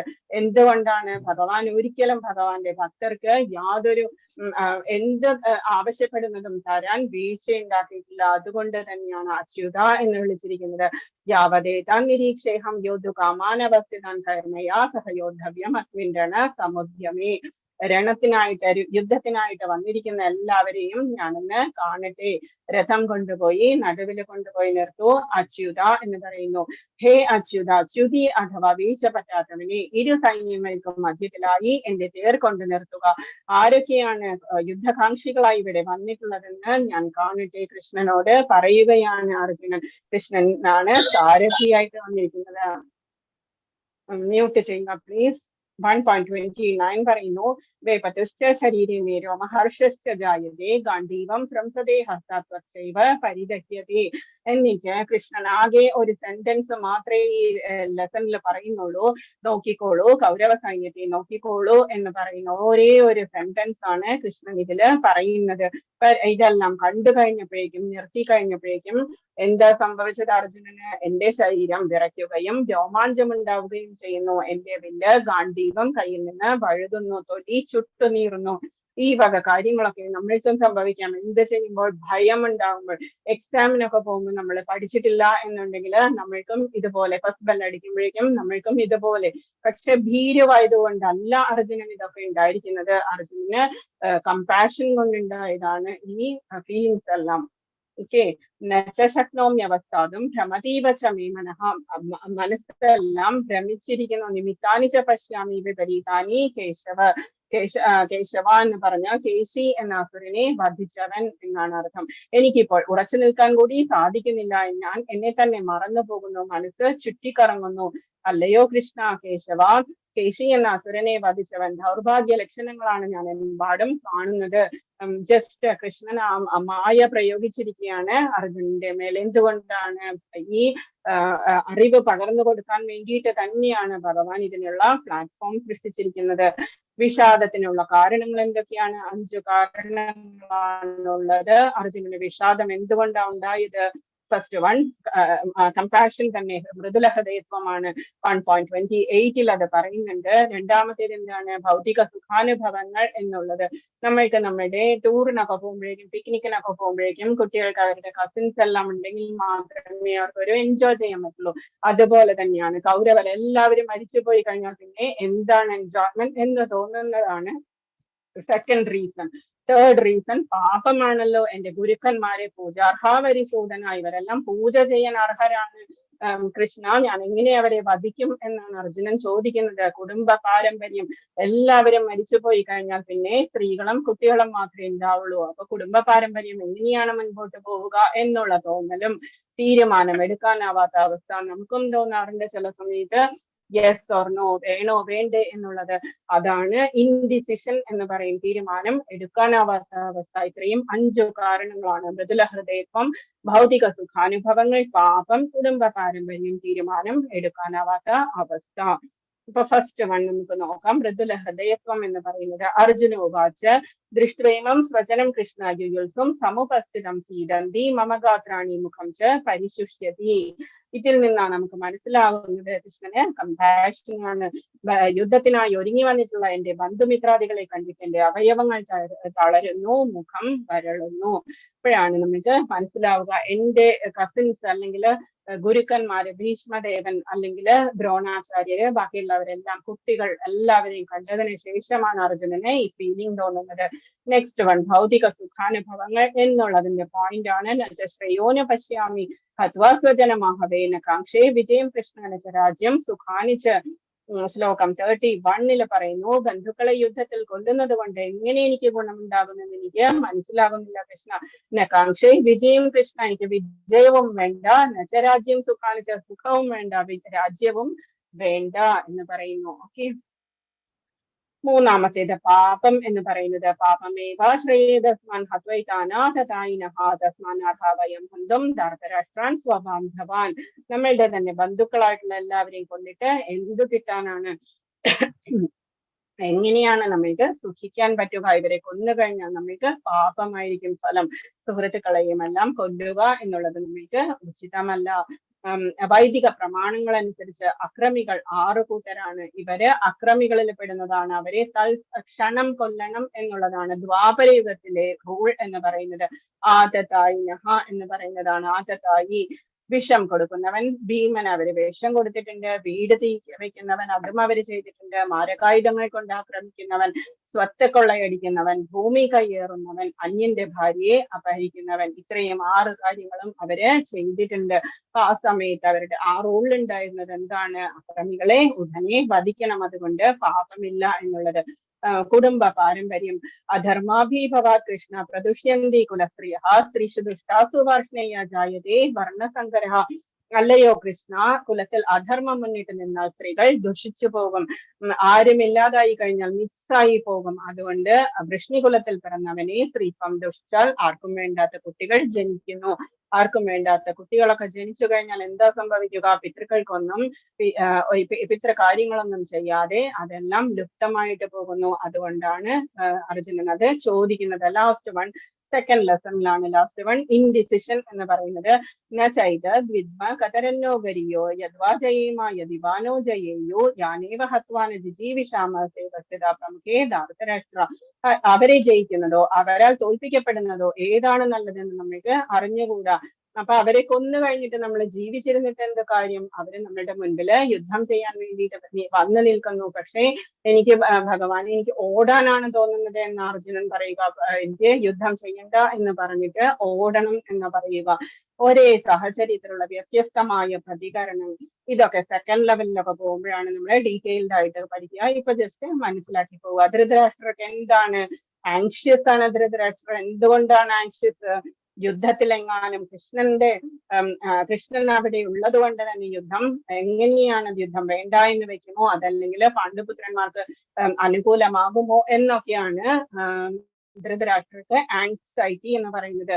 അർജുനനാണെങ്കിലോ കമ്പാഷനും മൃദുല ഹൃദയത്വവും ഫീലിങ്സ് ആണ് അർജുനന് വന്നിരിക്കുന്നത്. ദുര്യോധനനാണെങ്കിലോ ദുര്യോധനന് പേടിയാണ് വന്നിരിക്കുന്നത്. ധൈര്യമുണ്ട് എന്ന് ആക്ട് ചെയ്താൽ പോലും അയാൾക്ക് ഉള്ളില് പേടിയാണ് വന്നിരിക്കുന്നത്.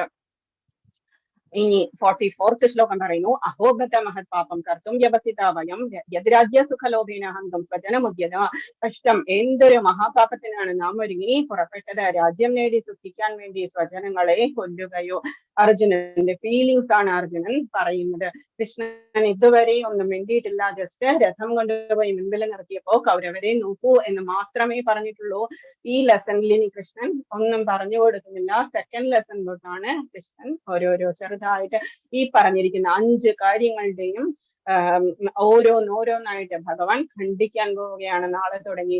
യതീമാമ പ്രതീകാരം അശസ്ത്രം ശസ്ത്രപാണയ ധാർത്തരാഷ്ട്രണി ഹന്യോ തന്മേ ക്ഷേമതരം ഭവേത്. 45th ശ്ലോകത്തില് അർജുനൻ പറയുന്നു, ധാർത്തരാഷ്ട്രന്മാരോട് പൊരുതുന്നതിൽ ഭേദം നിരായുധനായി പ്രതിരോധത്തിനൊരുങ്ങാതെ നിൽക്കുന്ന എന്നെ അവർ കൊല്ലട്ടെ എന്ന് വെക്കുകയാണ് അർജുനൻ.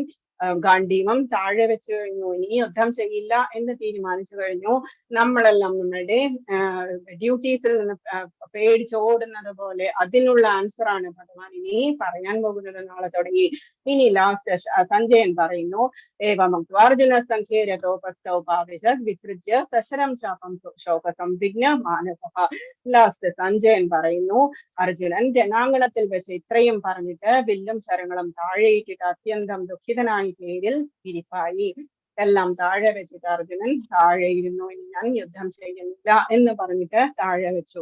ഇനി പാണ്ഡവർ ജയിച്ചു എന്ന് നമ്മൾക്കറിയാം. പാണ്ഡവരെ ജയിക്കാനുണ്ടായ 9 റീസൺസ് ആണ് നമ്മൾ പഠിക്കാൻ പോകുന്നത്. ഫസ്റ്റ് വൺ എന്താണ്?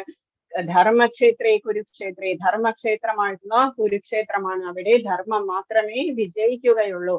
അപ്പം ധാരാളം ധാർമ്മിക കാര്യങ്ങളൊക്കെ ചെയ്തിട്ടുള്ള സ്ഥലം, പുണ്യ ഭൂമിയാണ് ഹരിയാനയിലുള്ള ഒരു ക്ഷേത്രം എന്ന് പറയുന്നത്. അവിടെ ധർമ്മം മാത്രമേ വിജയിക്കുള്ളൂ. First reason ധർമ്മക്ഷേത്രം.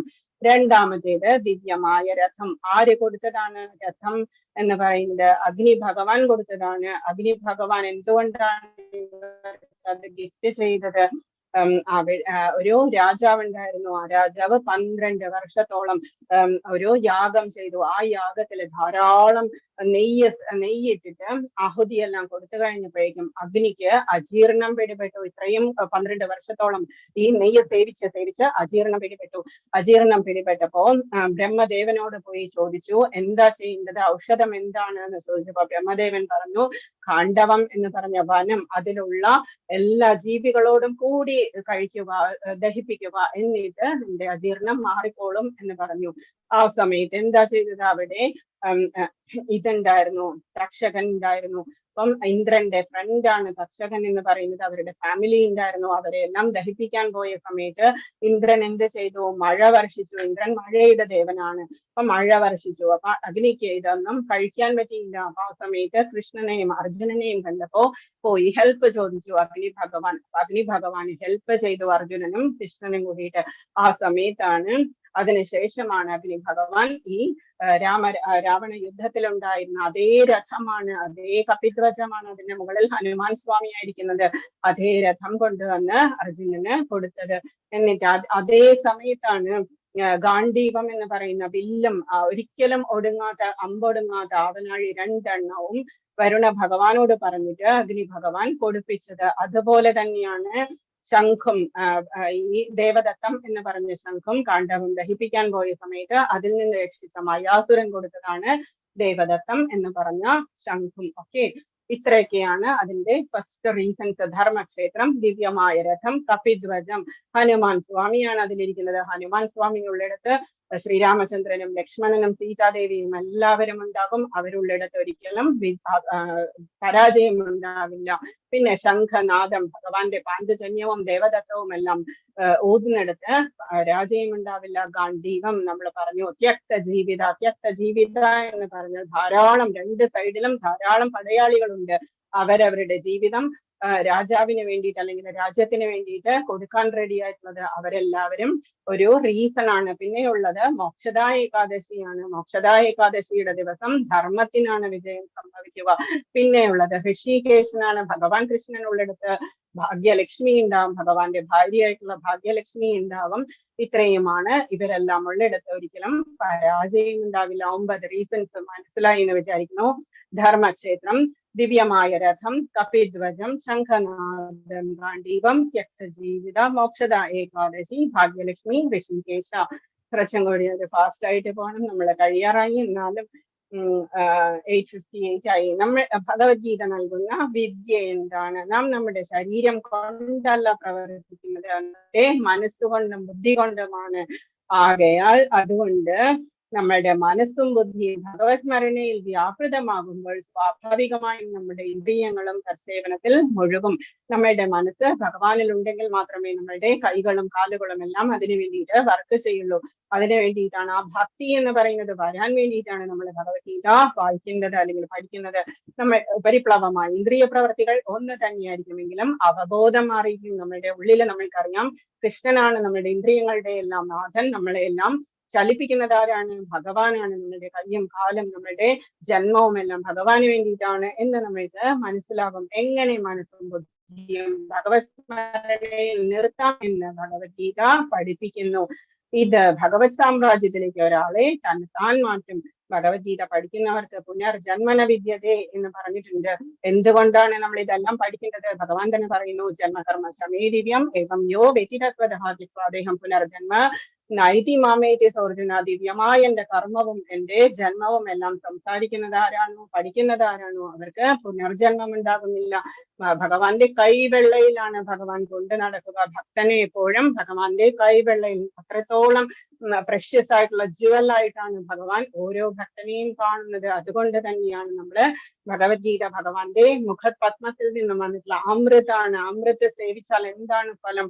മരണമില്ലായ്മയാണ്. എന്ന് വെച്ചാൽ ഭഗവാന്റെ കാൽക്കലേക്കുള്ള സമർപ്പണത്തിലൂടെ നമ്മൾക്ക് പിന്നെ വീണ്ടും വീണ്ടും ജന്മം എടുക്കേണ്ടി വരില്ല.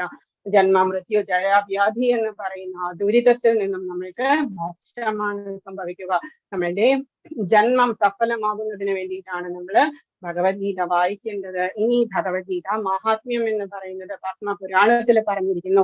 ഭഗവത്ഗീത മഹാത്മ്യം എന്തുകൊണ്ടാണ്? ഭഗവാൻ ഇങ്ങനെ ശയിക്കുന്നു, അനന്തശായിയായിട്ട് ശയിക്കുന്ന സമയത്ത് മഹാലക്ഷ്മി ചോദിക്കുന്നു, അവിടെ മർത്യലോകത്തിലെല്ലാം എന്താണ് നടക്കുന്നത് ഭഗവാൻ? എന്തുകൊണ്ടാണ് ഇത്ര സമാധാനമായിട്ട് ശയിക്കുന്നത്? ഉറങ്ങുന്നത് എന്തിനാണ് എന്ന് ചോദിക്കുന്നു. അപ്പം ഭഗവാൻ പറയുന്നു, ഞാൻ അവിടെ കൊടുത്തിട്ടുണ്ട് എന്ത്? ഭഗവാന്റെ ഫുൾ ബോഡി തന്നെയാണ് മാനിഫെസ്റ്റ് ചെയ്ത് ഞാൻ അവിടെ കൊടുത്തിരിക്കുന്നത്. ഭഗവത്ഗീതയായിട്ട് ഞാൻ കൊടുത്തിരിക്കുന്നത് എൻ്റെ ശരീരം തന്നെയാണ് ഞാൻ അവിടെ കൊടുത്തിരിക്കുന്നത്. ഭഗവാന്റെ ശരീരം തന്നെയാണ് ഭഗവത്ഗീത എന്ന് പറയുന്നത്. ഭഗവാൻ മഹാലക്ഷ്മിയോട് പറയുന്നു.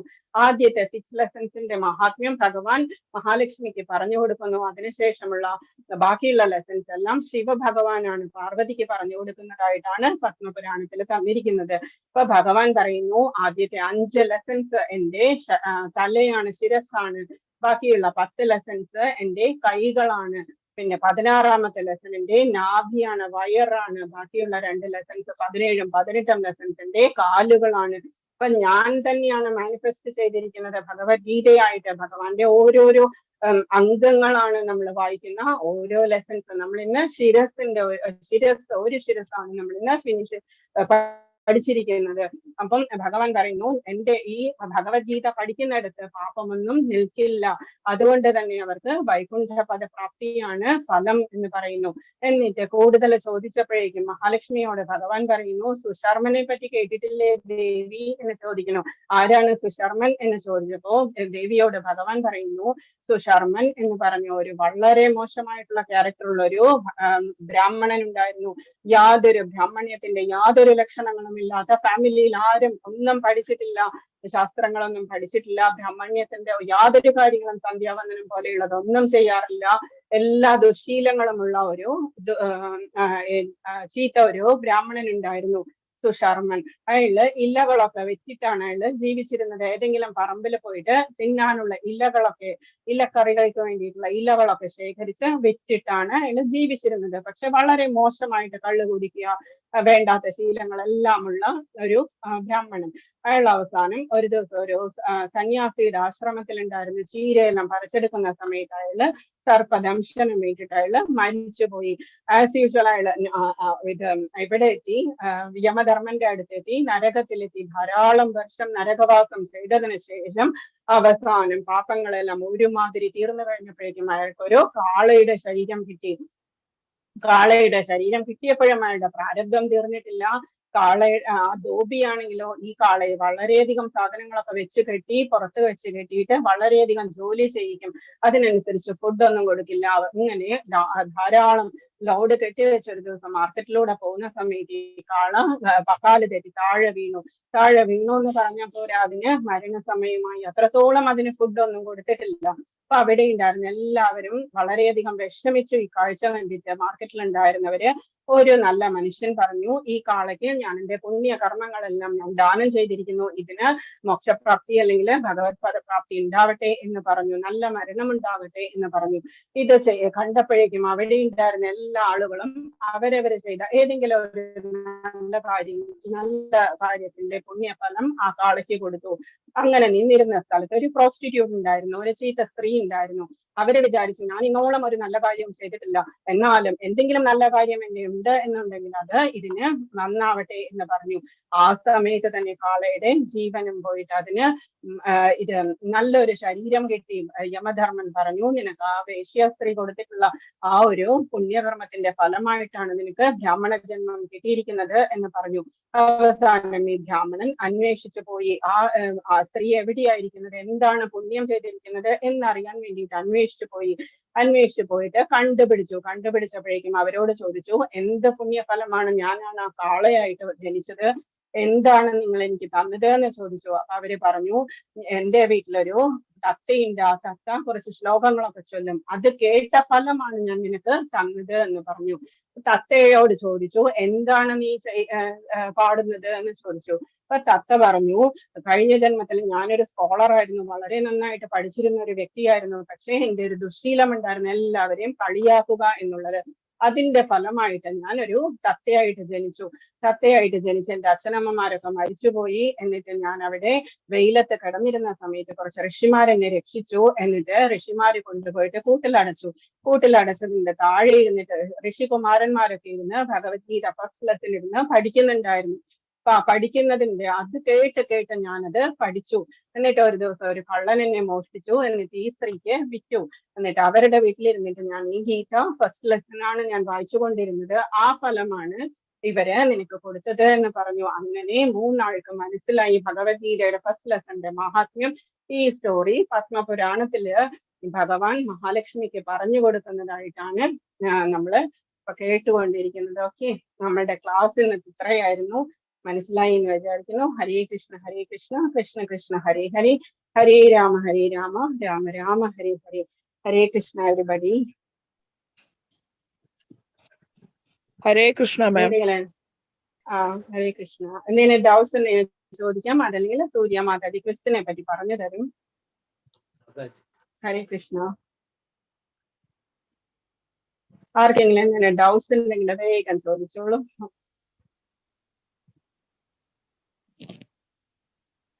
മനസ്സിലായോ? ഹരേ കൃഷ്ണ. സൂര്യ മാതാജി വന്നിട്ടുണ്ടോ? ഒന്ന് ഹാൻഡ് റൈസ് ചെയ്യുവോ? ഹരേ കൃഷ്ണ മാതാജി. ഹാൻഡ് റൈസ് ചെയ്തിട്ടുണ്ടോ? മനസ്സിലായി. ഓക്കെ. ഹരേ കൃഷ്ണ. ഹരേ കൃഷ്ണ. ഇതിന്റെ റെക്കോർഡിംഗ് അയച്ചു തരാമോ? അത് മിനി മാതാജി അല്ലെങ്കിൽ രേണു മാതാജി അയച്ചു തരും. യൂട്യൂബിൽ ഇട്ടിട്ടുണ്ട്. ഓക്കെ, യൂട്യൂബ് ലിങ്ക് ഗ്രൂപ്പിൽ പോസ്റ്റ് ചെയ്തിട്ടുണ്ട് കേട്ടോ. യൂട്യൂബിൽ എങ്ങനെ എടുക്കാൻ പറ്റും? ആ ലിങ്ക് ക്ലിക്ക് ചെയ്താൽ, ഗ്രൂപ്പിലുള്ള ലിങ്ക് ക്ലിക്ക് ചെയ്താൽ മതി. ഓട്ടോമാറ്റിക്കലി അത് ലൈവ് സ്ട്രീം ആയിട്ട് യൂട്യൂബിൽ കയറും. അതെയോ? ഓക്കെ. ഹരേ കൃഷ്ണ എല്ലാവർക്കും. ഹരേ കൃഷ്ണ. അപ്പൊ ഇന്നത്തെ ക്ലാസ് എല്ലാരും കേട്ട് കാണുമല്ലോ. ഇനിയിപ്പൊ നമ്മൾക്ക് എങ്ങനെ ക്വിസ് ചെയ്യേണ്ടത് എന്നുള്ളതിനെ കുറിച്ച് പറയാൻ പോവാണ്. സൂര്യ മാതാജി ഞാൻ ലീവ് ചെയ്യട്ടെ കേട്ടോ. മീറ്റിംഗ് എൻഡ് ചെയ്യില്ല. സൂര്യ മാതാജി ഹോസ്റ്റ് ആക്കിയിട്ടുണ്ട്. Okay okay Mataji. Hare Krishna. Hare Krishna. Hare Krishna everybody. Hare Krishna. Ma'am class നന്നായിരുന്നു ഇന്നത്തെ. വളരെ ഇൻട്രസ്റ്റിംഗ് ആയിരുന്നു മാം. Thank you. അപ്പോ ക്വിസ് ഇപ്പൊ നമ്മള് കോഴ്സിന് രജിസ്റ്റർ ചെയ്തിട്ടാണ് നമ്മൾ ക്ലാസ് അറ്റൻഡ് ചെയ്യുന്നത്. ഇനി എങ്ങനെ ക്വിസിന് രജിസ്റ്റർ ചെയ്യാന്നുള്ളതാണ് ഞാൻ പറയാൻ പോകുന്നത്. ക്വിസിന് രജിസ്റ്റർ ചെയ്തിട്ട് നമ്മൾ ലോഗിൻ ചെയ്യണം. അപ്പോഴാണ് നമുക്ക് ക്വിസ് ചെയ്യാൻ പറ്റുക. അപ്പൊ രജിസ്റ്റർ എങ്ങനെ ചെയ്യുക, ലോഗിൻ എങ്ങനെ ചെയ്യുക എന്നുള്ള കാര്യങ്ങൾ ഇപ്പൊ ഞാൻ പറയാം. ഇതിന്റെ കൂട്ടത്തിൽ തന്നെ ഇന്ന് തന്നെ ഞാൻ വാട്സപ്പിൽ ഇതിന്റെ ലിങ്കും കാര്യങ്ങളെല്ലാം അയച്ചുവിടാം. അപ്പൊ അതൊന്ന് പ്രത്യേകം നോക്കിയാൽ മതി. അതിന് പുറമെ എന്തെങ്കിലും സംശയം ഉണ്ടെന്നുണ്ടെങ്കിൽ അതിലെന്റെ നമ്പർ കൊടുത്തിട്ടുണ്ടാവും. അപ്പൊ നമ്പറിലേക്ക് ഒന്ന് കോണ്ടാക്ട് വാട്സപ്പ് ചെയ്താൽ മതി. വിളിക്കാൻ നിൽക്കണ്ട, വാട്സപ്പ് ചെയ്താൽ മതി. ഹരേ കൃഷ്ണ എല്ലാവർക്കും. അപ്പൊ ഇപ്പൊ ഈ കാണുന്നതാണ് നമ്മുടെ ക്വിസിന്റെ പേജ്. മീൻസ് ഇതാണ് നമ്മുടെ ഹോം പേജ്. ഇസ്കോൺ മംഗളൂരിന്റെ ഹോം പേജിൽ വെബ്സൈറ്റിന്റെ ഇതിൽ കയറിയിട്ടാണ് നമ്മൾ ക്വിസിന് രജിസ്റ്റർ ചെയ്യുന്നതും ക്വിസ് ചെയ്യുന്നതും എല്ലാം. അപ്പോ അതിന്റെ ഒരു ലിങ്ക് ഞാൻ അയക്കാം. ഇപ്പൊ നമ്മുടെ ചാറ്റ് ബോക്സിൽ ഈ സൂമിന്റെ ചാറ്റ് ബോക്സിൽ ഞാൻ ക്വിസിന്റെ ഈ വെബ്സൈറ്റിന്റെ ലിങ്ക് അയക്കാം. ഇപ്പൊ തന്നെ ചെയ്യാൻ പറ്റുന്നവര് ഇതിന്റെ കൂടെ തന്നെ ചെയ്യാം. അപ്പൊ എന്തെങ്കിലും സംശയം ഉണ്ടെങ്കിൽ ഇടയിൽ ചോദിക്കാം. അല്ലാന്നുണ്ടെങ്കിൽ ഇതിപ്പോ ലൈവ് സ്ട്രീമിംഗ് പോകുന്നത് കൊണ്ട് തന്നെ യൂട്യൂബിൽ ഈ വീഡിയോ വീണ്ടും കാണാൻ പറ്റും നിങ്ങൾക്ക്. അപ്പൊ നിങ്ങൾക്ക് അത് പിന്നീട് അതിനനുസരിച്ച് നോക്കിയിട്ട് ചെയ്താൽ മതി. അപ്പൊ ഈ ലിങ്ക് നമ്മൾ ക്ലിക്ക് ചെയ്യുന്ന സമയത്ത് നമുക്ക് ഇങ്ങനെ ഒരു പേജാണ് ഓപ്പൺ ചെയ്യുക. ഇതാണ് നമ്മുടെ ഇസ്കോൺ മംഗളൂരിന്റെ ഒഫീഷ്യൽ വെബ്സൈറ്റ്. അപ്പൊ ഇതിൽ നമ്മൾ ആദ്യം രജിസ്റ്റർ ചെയ്യണം. അപ്പൊ ഇതിങ്ങനെ നമുക്ക് ഇവിടെ ഹോം ഓൾ കോഴ്സസ് ഫോറം എന്നൊക്കെ കാണുന്ന മൊബൈലിൽ ഇവിടെ 3 വര ഉണ്ടാവും. 3 വര ക്ലിക്ക് ചെയ്യുന്ന സമയത്ത് ഈ പറയുന്ന എല്ലാ കാര്യങ്ങളും അതിൽ വരും. അതിൽ നമ്മൾ ആദ്യം രജിസ്റ്റർ ചെയ്യാം. രജിസ്റ്റർ ചെയ്തതിന് ശേഷം രജിസ്റ്റർ ക്ലിക്ക് ചെയ്യുന്ന സമയത്ത് ഇങ്ങനെ ഒരു പേജ് നമുക്ക് ഓപ്പൺ ആവും. ഇവിടെ നമ്മുടെ ഡീറ്റെയിൽസ് അടിച്ചു കൊടുക്കണം. ഈ ആദ്യം കാണുന്ന സ്ഥലത്ത് നിങ്ങൾക്ക് എന്തെങ്കിലും ഒരു യൂസർ നെയിം അടിച്ചു കൊടുക്കണമെങ്കിൽ യൂസർ നെയിം അടിച്ചു കൊടുക്കുക. യൂസർ നെയിം എന്ന് പറയുന്നത് ഇപ്പൊ നിങ്ങളുടെ പേര് വെച്ചിട്ട് ഒരു ആൽഫബറ്റോ അങ്ങനെ എന്തെങ്കിലും നിങ്ങൾക്ക് അടിച്ചു കൊടുക്കണമെങ്കിൽ അടിച്ചു കൊടുക്കാം. അല്ലാന്നുണ്ടെങ്കിൽ പിന്നെ അടുത്തത് ഫസ്റ്റ് നെയിം ലാസ്റ്റ് നെയിം എന്ന് പറഞ്ഞിട്ട് നിങ്ങളുടെ ഫുൾ നെയിം അടിച്ചു കൊടുക്കണം. ആദ്യത്തെ പേരും അവസാനത്തെ പേരും, അതായത് നിങ്ങളുടെ സർട്ടിഫിക്കറ്റിൽ നിങ്ങൾക്ക് ഏത് പേരാണോ നിങ്ങൾക്ക് ആവശ്യമുള്ളത് ആ പേര് ഇവിടെ അടിച്ചു കൊടുക്കണം. ഓക്കെ. പിന്നെ അടുത്തത് കോണ്ടാക്ട് ഇൻഫോ എന്ന് പറയുന്നതോടെ നമ്മുടെ മെയിൽ ഐ ഡി ആണ് അവർ ചോദിക്കുന്നത്. അപ്പൊ മെയിൽ ഐ ഡി അടിച്ചു കൊടുക്കുക. അത് ഇപ്പൊ ഇതിനു വേണ്ടി പുതിയതായിട്ടൊരു മെയിൽ ഐ ഡി എടുക്കണമെന്നൊന്നുമില്ല, നിങ്ങളുടെ ഉള്ള മെയിൽ ഐ ഡി അടിച്ചു കൊടുത്താൽ മതി. ഒരു പാസ്വേഡ് എന്ന് പറയുമ്പോൾ മെയിൽ ഐ ഡിയുടെ പാസ്വേഡ് അല്ല, നിങ്ങൾക്ക് ഈ ഭഗവത്ഗീത ക്ലാസ്സിന് ഓർത്ത് വെക്കാൻ പറ്റുന്ന രീതിയിലുള്ള ഒരു പാസ്വേഡ് അടിച്ചു കൊടുക്കുക. അപ്പൊ ഇത്രയാണ് രജിസ്ട്രേഷനിൽ ചെയ്യേണ്ടത്. ഇതില് അപ്പൊ user name, full name, mail I D, password ഇത്രയും അടിച്ചു കൊടുത്തതിന് ശേഷം നമ്മൾ ഈ 3 ഡോട്ടും ഇങ്ങനെ 3 ബോക്സ് ഉണ്ട് ഇവിടെ. I am not a robot. ഈ വെബ്സൈറ്റിൽ നമ്മുടെ ഇപ്പൊ ഫില്ല് ചെയ്ത് കൊടുത്തിരിക്കുന്ന ഡീറ്റെയിൽസ് എടുക്കാൻ പറ്റും.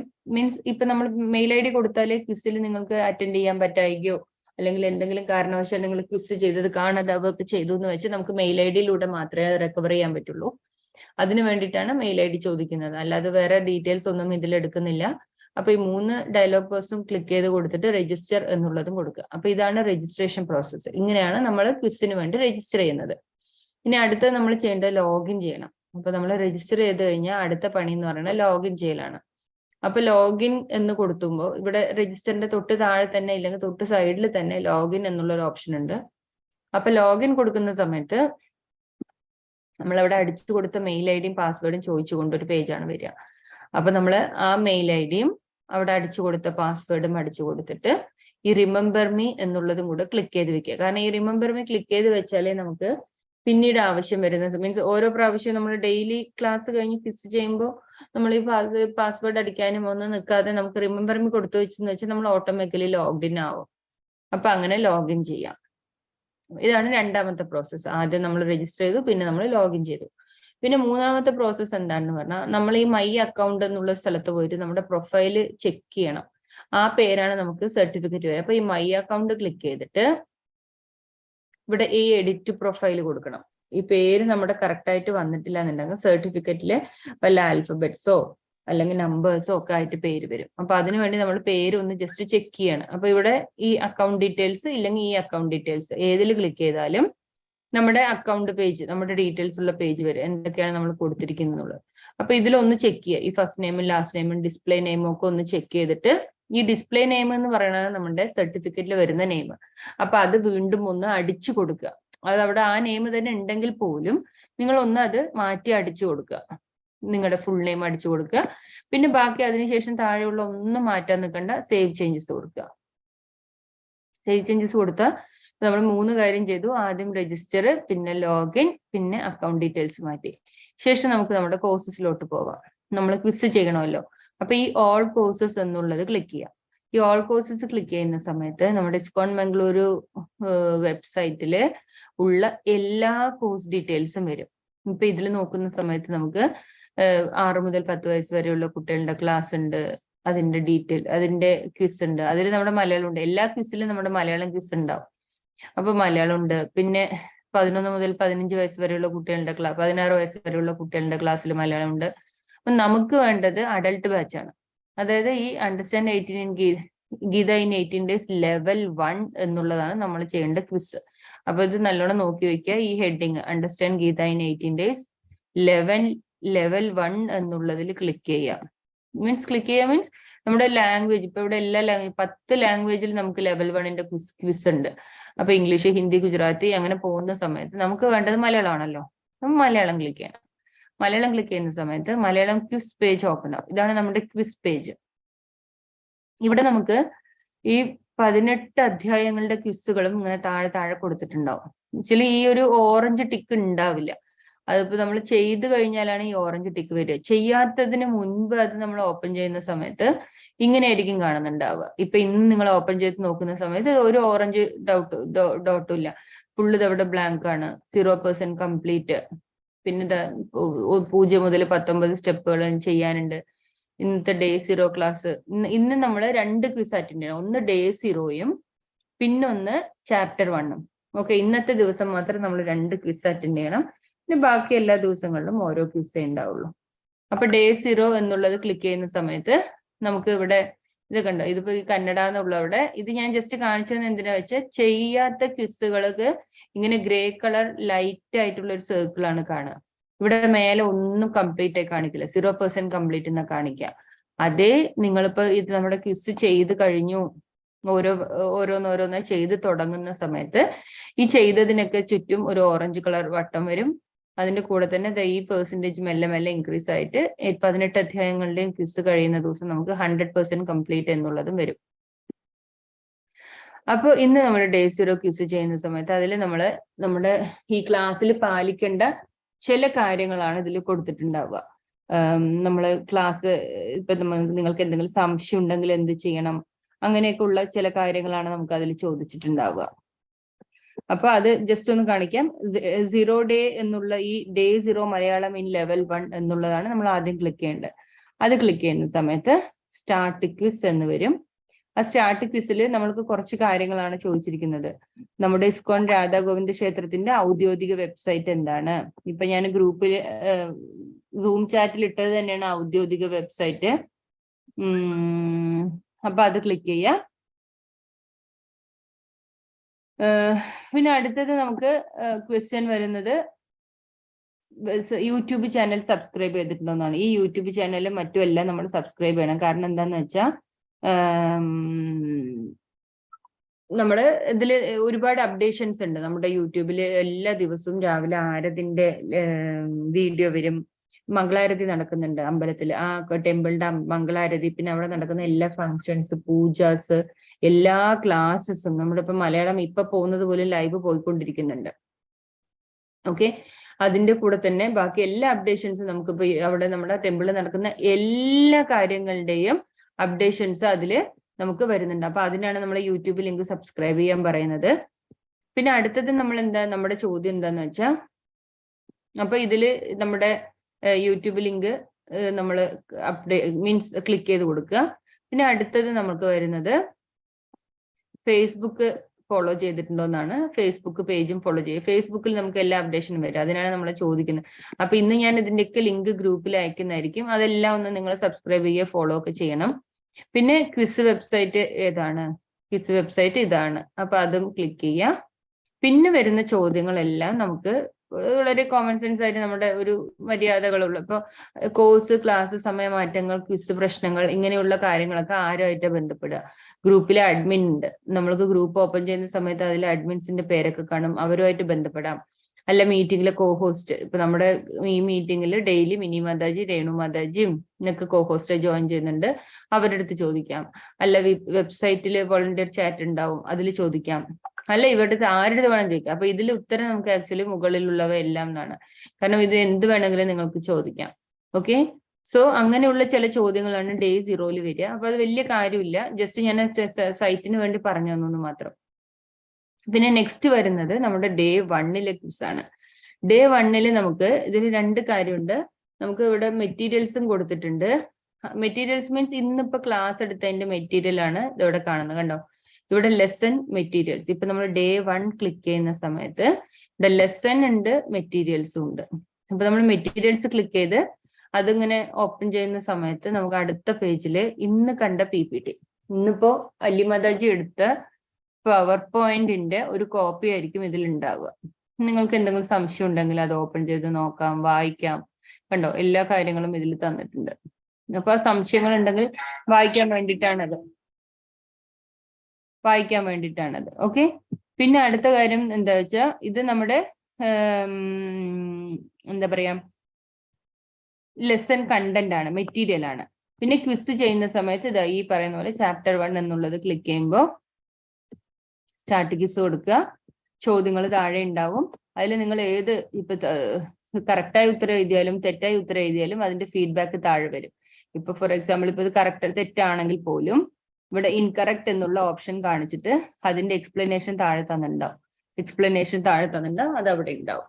ഓക്കെ, കറക്റ്റ് ആണെങ്കിലും അതിനുള്ള എക്സ്പ്ലനേഷൻ ഏത് അധ്യായത്തിലെ ഏത് ശ്ലോകമാണ് നിങ്ങൾ വായിക്കേണ്ടത് എന്നുള്ളതൊക്കെ അവിടെ തന്നിട്ടുണ്ടാവും. അപ്പൊ ഇങ്ങനെയാണ് ക്വിസ് ചെയ്യുക. ഇതുപോലെ നമുക്ക് 18 ദിവസത്തെ ക്വിസുകളും ഇവിടെ കൊടുത്തിട്ടുണ്ട്. അതിൽ എന്തെങ്കിലും സംശയം ഉണ്ടെങ്കിൽ ചോദിക്കാം. ചിലർക്കൊക്കെ ഇപ്പോ എന്താ പറയാ ഒരു 10 ദിവസം കഴിയുമ്പോൾ അല്ലെങ്കിൽ 15 ദിവസം കഴിയുന്ന സമയത്ത് പിന്നീട് ആ സൈറ്റ് വർക്ക് ആവാതെ മീൻസ് സൈൻ ഔട്ട് ആവുകയാണ്. ആക്ച്വലി സൈൻ ഔട്ട് ആവുകയാണ്. അത് വലിയ പേടിക്കാനില്ല. അങ്ങനെ വല്ല ഇഷ്യൂ ഉണ്ടെങ്കിൽ പോലും നിങ്ങൾക്ക് ആരുമായിട്ടെങ്കിലും കോൺടാക്ട് ചെയ്യാം. ഇല്ല, എന്റെ നമ്പർ അതിൽ കൊടുക്കുന്നുണ്ട്, എന്നോട് ചോദിക്കാം. അപ്പൊ നമ്മൾ അത് ക്ലിയർ ചെയ്ത് തരും. ജസ്റ്റ് സൈൻ ഇൻ ചെയ്താൽ മതി. ഒരിക്കൽ കൂടെ നോട്ട് എൻറോൾഡ് എന്നൊക്കെ കാണിക്കുന്നുണ്ട് എന്ന് പറയുന്നത് കണ്ടോ. അപ്പൊ അത് കാര്യമാക്കാനില്ല, അത് ജസ്റ്റ് നമ്മൾ ഒരിക്കൽ കൂടെ ലോഗിൻ ചെയ്താൽ മതി, അത്രയേ ഉള്ളൂ അതിന്റെ കാര്യം. പിന്നെ നമുക്ക് ഇതിൽ സർട്ടിഫിക്കറ്റ് വരും. നമ്മൾ എല്ലാ ഇതും കഴിയുന്ന സമയത്ത്, എല്ലാ ടെസ്റ്റും ചെയ്ത് കഴിയുന്ന സമയത്ത് നമുക്ക് ഇതിൽ സർട്ടിഫിക്കറ്റ് വരും. അതിനു മുമ്പ് ഞാൻ നിങ്ങൾക്ക് നമ്മുടെ വെബ്സൈറ്റ് യൂട്യൂബ് ഒന്ന് ഞാൻ പരിചയപ്പെടുത്തി തരാം. ഇതാണ് നമ്മുടെ യൂട്യൂബിന്റെ പേജ്. ഓക്കെ, ഈ യൂട്യൂബിന്റെ പേജിൽ നമുക്ക് ഇപ്പൊ എല്ലാ ക്ലാസ്സസും നടക്കുന്നതും ഇപ്പൊ ഓരോ ക്ലാസ് നടക്കുന്നതിന്റെ ഇപ്പൊ ഇത് ഈ കണ്ടോ, Bhagavad Gita batch 34 Malayalam chapter 1 8 PM എന്നുള്ളതാണ് നമ്മുടെ ഇപ്പൊ നടക്കുന്ന ക്ലാസ്സിന്റെ യൂട്യൂബ് പോകുന്നത്. അപ്പൊ നമുക്ക് ഇത് ഒരു പക്ഷേ നിങ്ങൾ ക്ലാസ് മിസ്സായിട്ടുണ്ടെങ്കിൽ ഗ്രൂപ്പിൽ നിങ്ങൾക്ക് കണ്ടോ, അതിന്റെ തന്നെ യൂട്യൂബാണ് ഈ പോകുന്നത് ഇവിടെ. ഓക്കെ, അപ്പൊ അങ്ങനെ വല്ലതും മിസ്സായിട്ടുണ്ടെങ്കിൽ നിങ്ങൾക്ക് അത് യൂട്യൂബ് ലിങ്കിൽ കയറി കാണാം. പിന്നെ ഓരോ ദിവസവും ദർശനം, ടെമ്പിളിന്റെ കൺസ്ട്രക്ഷൻ, ടെമ്പിള് കെട്ടിക്കൊണ്ടിരിക്കുകയാണ് നമ്മളവിടെ, അതിന്റെ കൺസ്ട്രക്ഷന്റെ അപ്ഡേഷൻസ്, അങ്ങനെ എല്ലാ കാര്യങ്ങളും ഇതിൽ വരുന്നുണ്ട്. കണ്ടോ, മംഗളാരതി എന്ന് പറഞ്ഞിട്ട് ഒരു പ്ലേലിസ്റ്റ് തന്നെ ഉണ്ട്. അപ്പൊ അതിൽ നോക്കിയെന്ന് വെച്ചാൽ നമുക്ക് ഓരോ ദിവസവും മംഗളാരതി, രാവിലെ 5:45 ഷോർട്ട് ഭാഗവത ക്ലാസ്, നാമനിഷ്ഠ പ്രഭു എടുക്കുന്ന ക്ലാസ് ആണ്.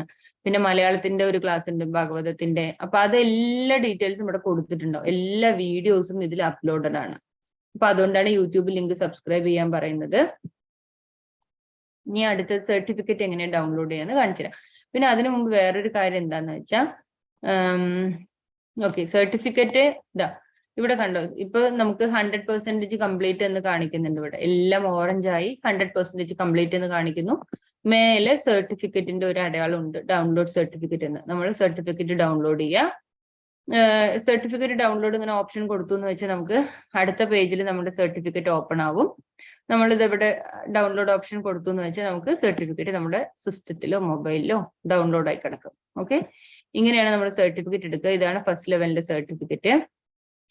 പിന്നെ അടുത്തത് എന്താ ചെയ്യുന്നത് വെച്ചാൽ, ഇത് നമുക്ക് ഇത് ഇന്നിപ്പോ നിങ്ങൾ വിചാരിക്കുകയാണ് ഡേ 1 മാത്രം ചെയ്താൽ മതി, ഡേ 0 അവിടെ കിടക്കട്ടെ, അതിൽ കാര്യമായിട്ടൊന്നും ഇല്ലാലോ എന്ന് വിചാരിച്ചാൽ നിങ്ങൾക്ക് പറ്റില്ല. കാരണം ഡേ ഒരു ഓർഡറിൽ വരണം. ഡേ 0 കഴിഞ്ഞ് പിന്നെ ചാപ്റ്റർ 1 ചാപ്റ്റർ 2 അങ്ങനെ വരണം, അപ്പോഴേ നമുക്കത് ചെയ്യാൻ പറ്റുള്ളൂ.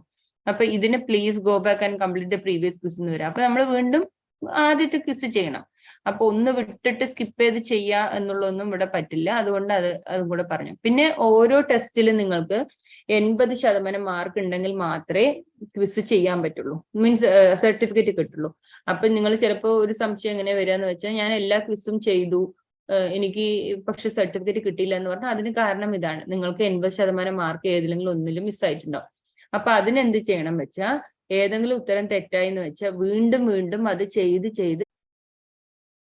ഓക്കെ. അപ്പൊ ഇത്രയാണ് ക്വിസിനെ കുറിച്ച് എനിക്ക് പറയാനുള്ളത്. ഇനി എന്തെങ്കിലും സംശയം ഉണ്ടെങ്കിൽ ചോദിക്കാം. ഹരേ കൃഷ്ണ.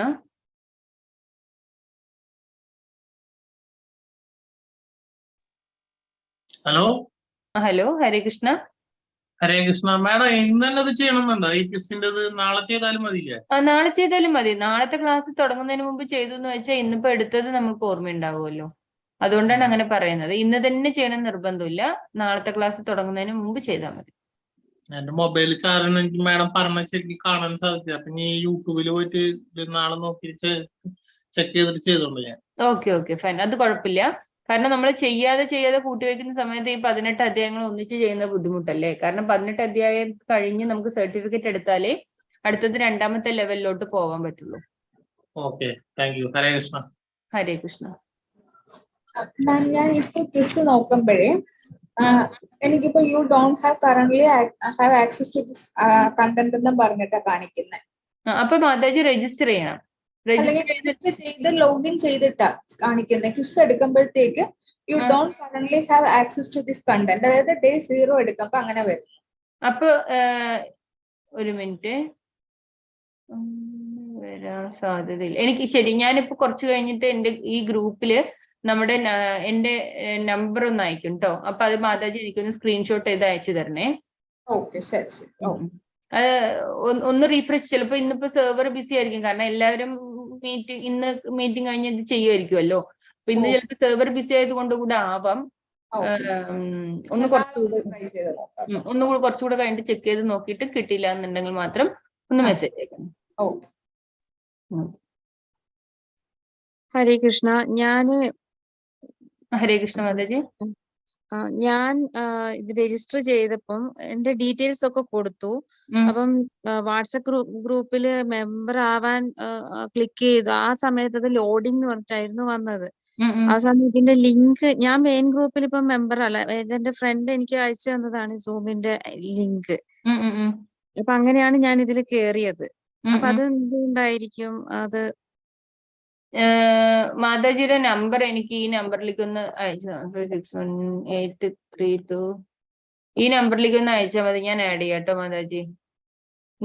ഞാൻ ഈ സൂമിന്റെ ചാറ്റ് ബോക്സിൽ ഞാൻ നമ്പർ അയച്ചിട്ടുണ്ട്. ഈ നമ്പറിലേക്ക് അയച്ചോളൂ, ഞാൻ മെയിൻ ഗ്രൂപ്പിൽ ആഡ് ചെയ്യാം. ഹരേ കൃഷ്ണ. ഹരേ കൃഷ്ണ.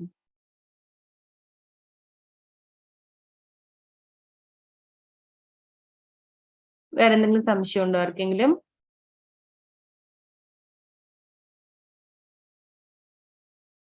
ഇല്ല. Okay, fine. അപ്പോ മിനി മാതാജി, രേണു മാതാജി. ഹരേ ഹരേ കൃഷ്ണ കൃഷ്ണ മാതാജി. ഹരേ കൃഷ്ണ മാതാജി. അപ്പൊ നമുക്ക് മീറ്റിംഗ് വൈൻഡപ്പ് ചെയ്യല്ലേ മാതാജി? ഓക്കെ.